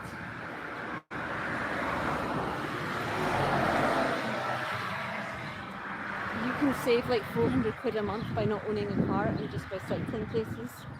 If you lived like in the city centre, St Helier in Jersey for example, but whenever you want to go to the beach or whenever you want to go to like one of the smaller places, you can just cycle there. I think that would be very appealing, very healthy lifestyle. And I think if you had a kid, you'd be in a position where like your kids can just like leave the house to go exploring. And you feel quite comfortable with that in a way which you probably wouldn't in like, well, in a way that I definitely wouldn't in London, probably even Edinburgh. But also, because I grew up in Dumfries and Galloway, and the major benefit of Dumfries and Galloway is that your kids can just like go out by themselves, right? Because there's very little danger. But the unfortunate setback of a place like Dumfries and Galloway is that I don't think your kids get like many reference points for how they can become like a super successful individual when they grow up. Because for me, when I was growing up in Dumfries and Galloway, the kids that had a lot of money, their parents were farmers, which either are or you aren't, right? You either inherit land and grow up on a farm or you don't. Whereas if you grow up in a place like London or Edinburgh, you can grow up around like loads of aspirational people, lawyers and business people and people in media. Whatever you want to be, you can see that in an adult around you. But the negative of growing up in London or Edinburgh is that you also kind of can't just explore the outside world that much like you can in Dumfries and Galloway. Whereas I feel like the Channel Islands, it offers the best of both. There's so many successful people there. You have so many success reference points, and like people around you that can teach you that in life you can be whoever you want to be. But you also don't want to compromise on this idea that you can just like on your way home from school go and sit with your friends on the beach, or like walk slowly home and your parents won't be super worried about that. Do you know what I mean? Fuck, look at this sunflowers. And that's why I kind of would love to settle in the Channel Islands, but for that to happen I'd have to have a follower watching from the Channel Islands that wants to marry me and make it happen, because otherwise I'm kind of like on my own.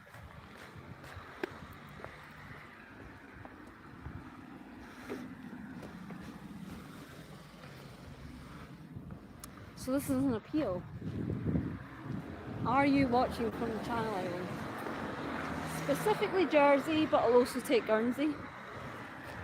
And if so, what do you think about the idea of getting married?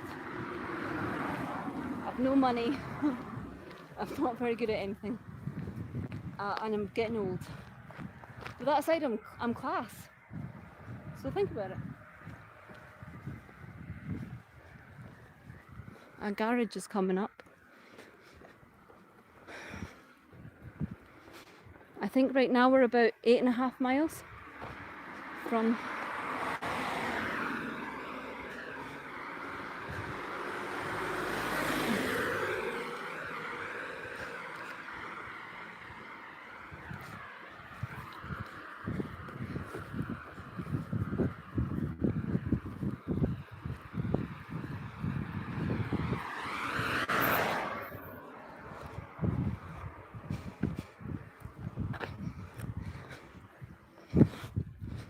This is a rough part of the walk.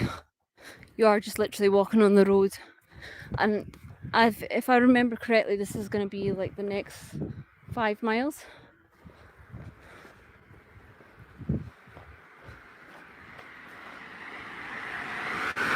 Not ideal, but obviously, as you can see, not really that dangerous or anything either.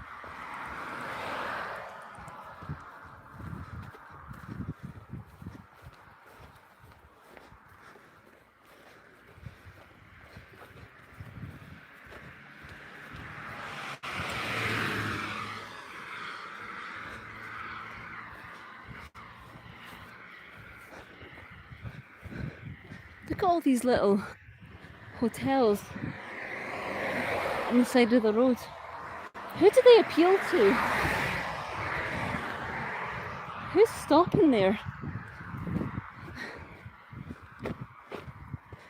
These are life's important questions.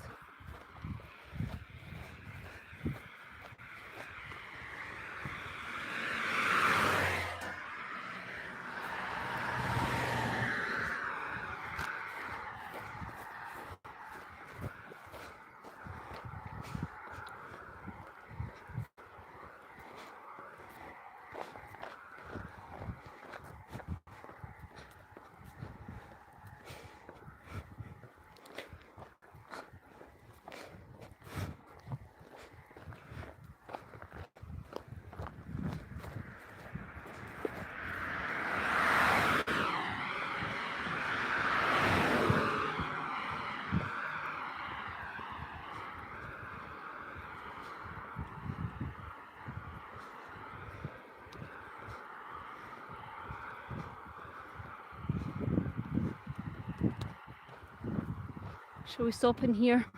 Not for a proper stop, just for 2 minutes, check the route and have a little tiny break. We're doing really good, guys. I'm gonna predict we're 8.5 miles away, which isn't much.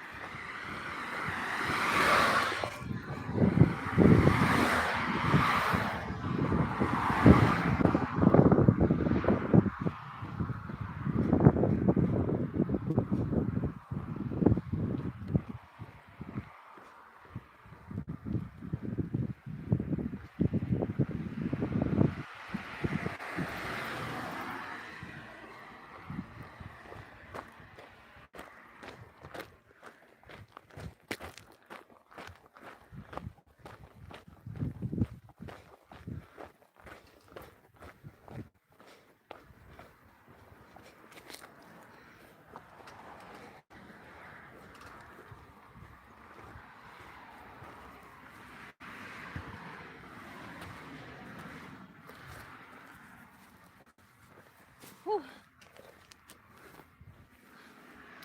Let's just take 5 minutes for some water.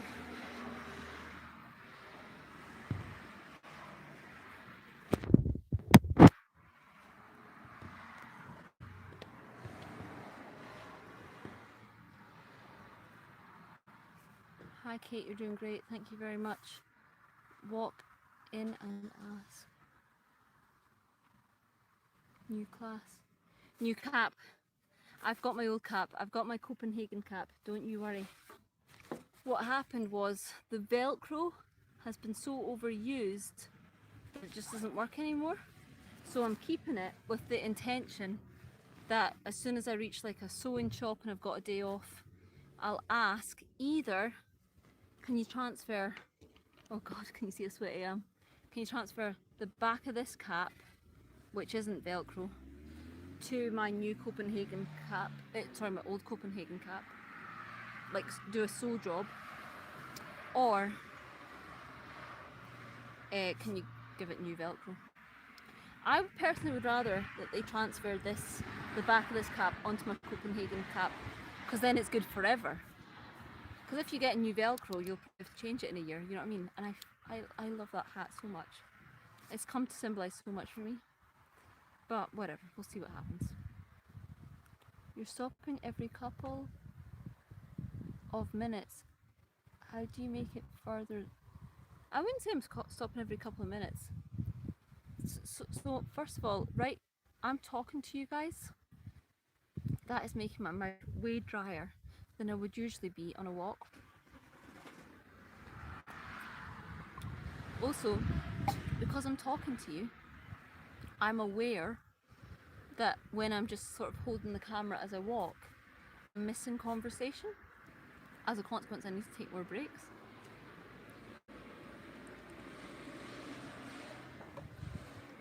And also you have to remember, Europe's very, very hot right now, so it's in my sort of health interest to just stop more than I kind of want to for the sake of a drink.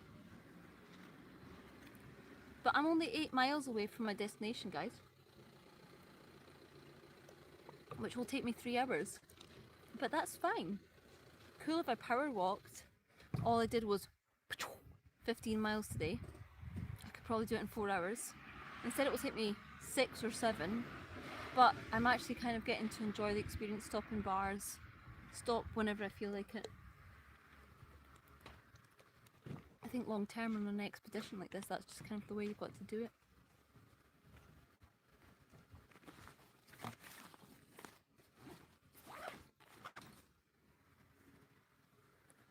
You're from Hong Kong, following you, good stuff. Thank you, my friend. I'm in Croatia. First full day of walking in Croatia. I've got about a week of Croatia to go. It's not that hard, guys. The walking's not hard. Everything else about it's hard. It's hard to raise money. It's hard to raise funds for yourself for the walk. It's hard to be alone. But the actual walking's not hard. It's a surreal experience to have said to yourself for a few years, I'm going to do this, and then to be doing that.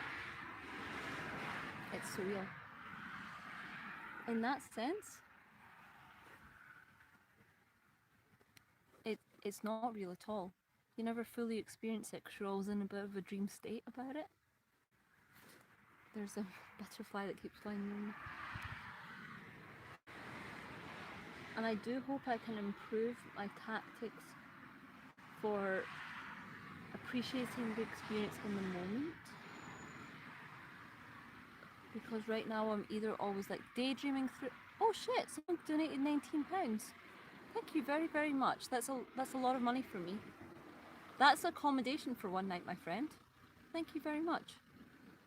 That's very thoughtful, thank you. Thank you, my friend, that means a lot. I wasn't doing this for money, so thank you. Thank you very much. What was I going to say? Yeah, it's very hard to experience in the moment the fact that you're doing something so crazy, because you've always got ways that distract you. You're either distracted by the fact you're not reaching certain goals, or the fact that you're a daydreamer, or the fact that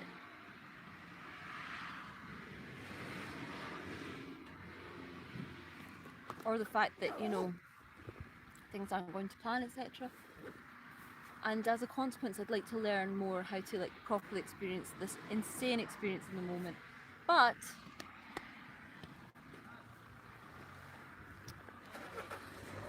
for the most part, I'm happy for now. I'm happy with how I'm slowly growing and how I'm slowly learning to experience this.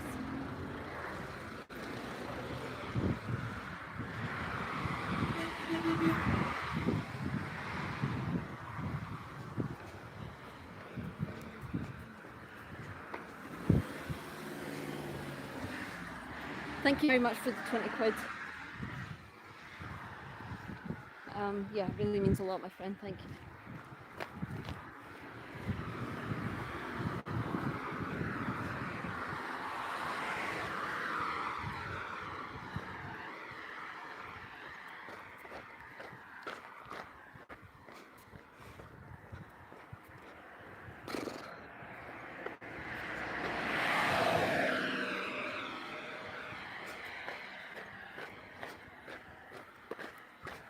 You know, I miss Hong Kong.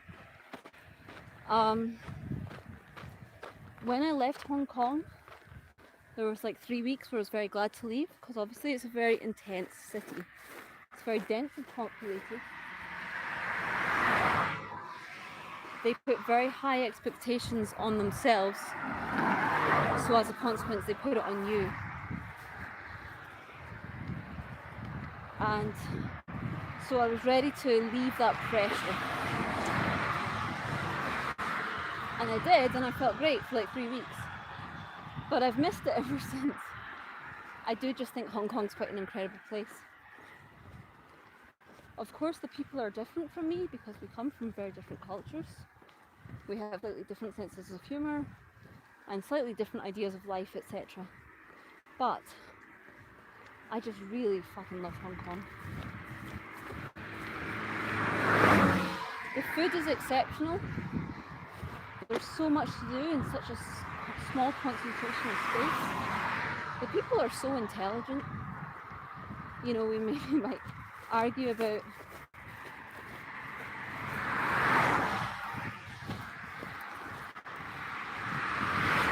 politics, etc. But ultimately, the people are so smart. I'm in awe of the intelligence of the Hong Kong population.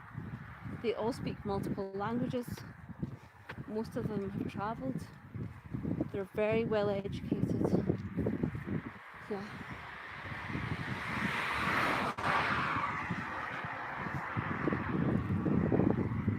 I miss the nightlife. You know, obviously I was getting a bit older by the time I left Hong Kong, so nightlife is not something I want to engage in too often. But Hong Kong nightlife is vibrant, it's so diverse, you can talk to anyone in the world. Yeah, there's something for everyone. Yeah, I miss Hong Kong. I miss its location in the world as well. Like when you're in Hong Kong,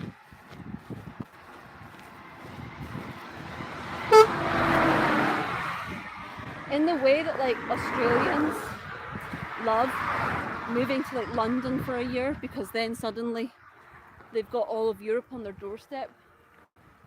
In the same way, like Hong Kong is that, but for Asia. Suddenly you're just like a cheap flight away from Japan, mainland China, all of Southeast Asia. It's such an incredible opportunity. So yeah, I miss it. Hong Kong's a very special place. The thing is, most of the world is a special place, but what you've got to find in life is what's special to you specifically. And for me, Hong Kong is special to me. Yeah. So it feels really nice to be walking towards there. It's not a random place, it's definitely a place that means something a lot to me.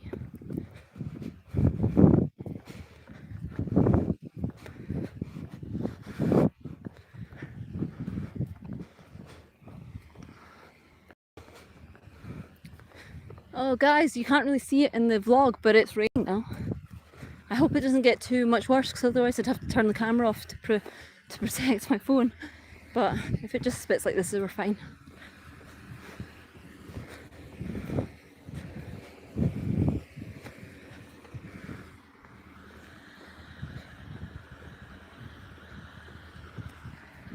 I'm not really a nightlife is gross. Like, nightlife is being in a very confined space with a bunch of strangers at a time of day that's too late, and so you're tired, and it's paying an over amount for drinks. in that sense, nightlife is clearly awful. But what it offers is something really cool, which is the chance to see where you live or where you're visiting from a completely different perspective. And also, inevitably, because of, you know, the atmosphere and the alcohol, it's so much more social than during the day.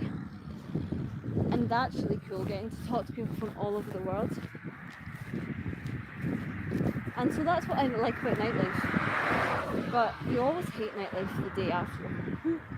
When you're exhausted in bed, you didn't get there till 5 in the morning. And you're like aware suddenly that you're really old and that was probably irresponsible. That's for sure the bad side. Also, nightlife is expensive. You always spend more money than you should. But I like talking to new people and I like seeing life from new perspectives. And that's what nightlife in general offers. Yeah. I wish it didn't. I wish we weren't alcohol dependent, because obviously I want to live in a world where people don't become dependent on these things. You know, where there's a healthier way to live. But I also do appreciate what it offers, in that, you know, so many people meet like new friends and people they end up with for life because of like going out to a bar and having a drink, etc.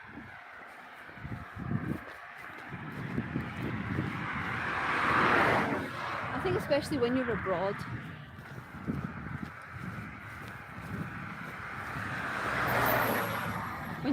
life is about new experiences, you know what I mean?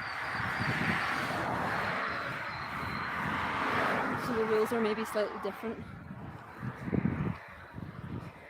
What drew you to Hong Kong in the first place? I've missed... Okay, cool. So, when I was 20, I went to study at King's College London, which is a university in London. And if I may say so, a pretty good university. So, I came from a very, very rural part of Scotland. And for the first time in my life, I experienced what a very international city felt like. And whilst I was overwhelmed, and whilst not every aspect of London is good, because obviously it's not,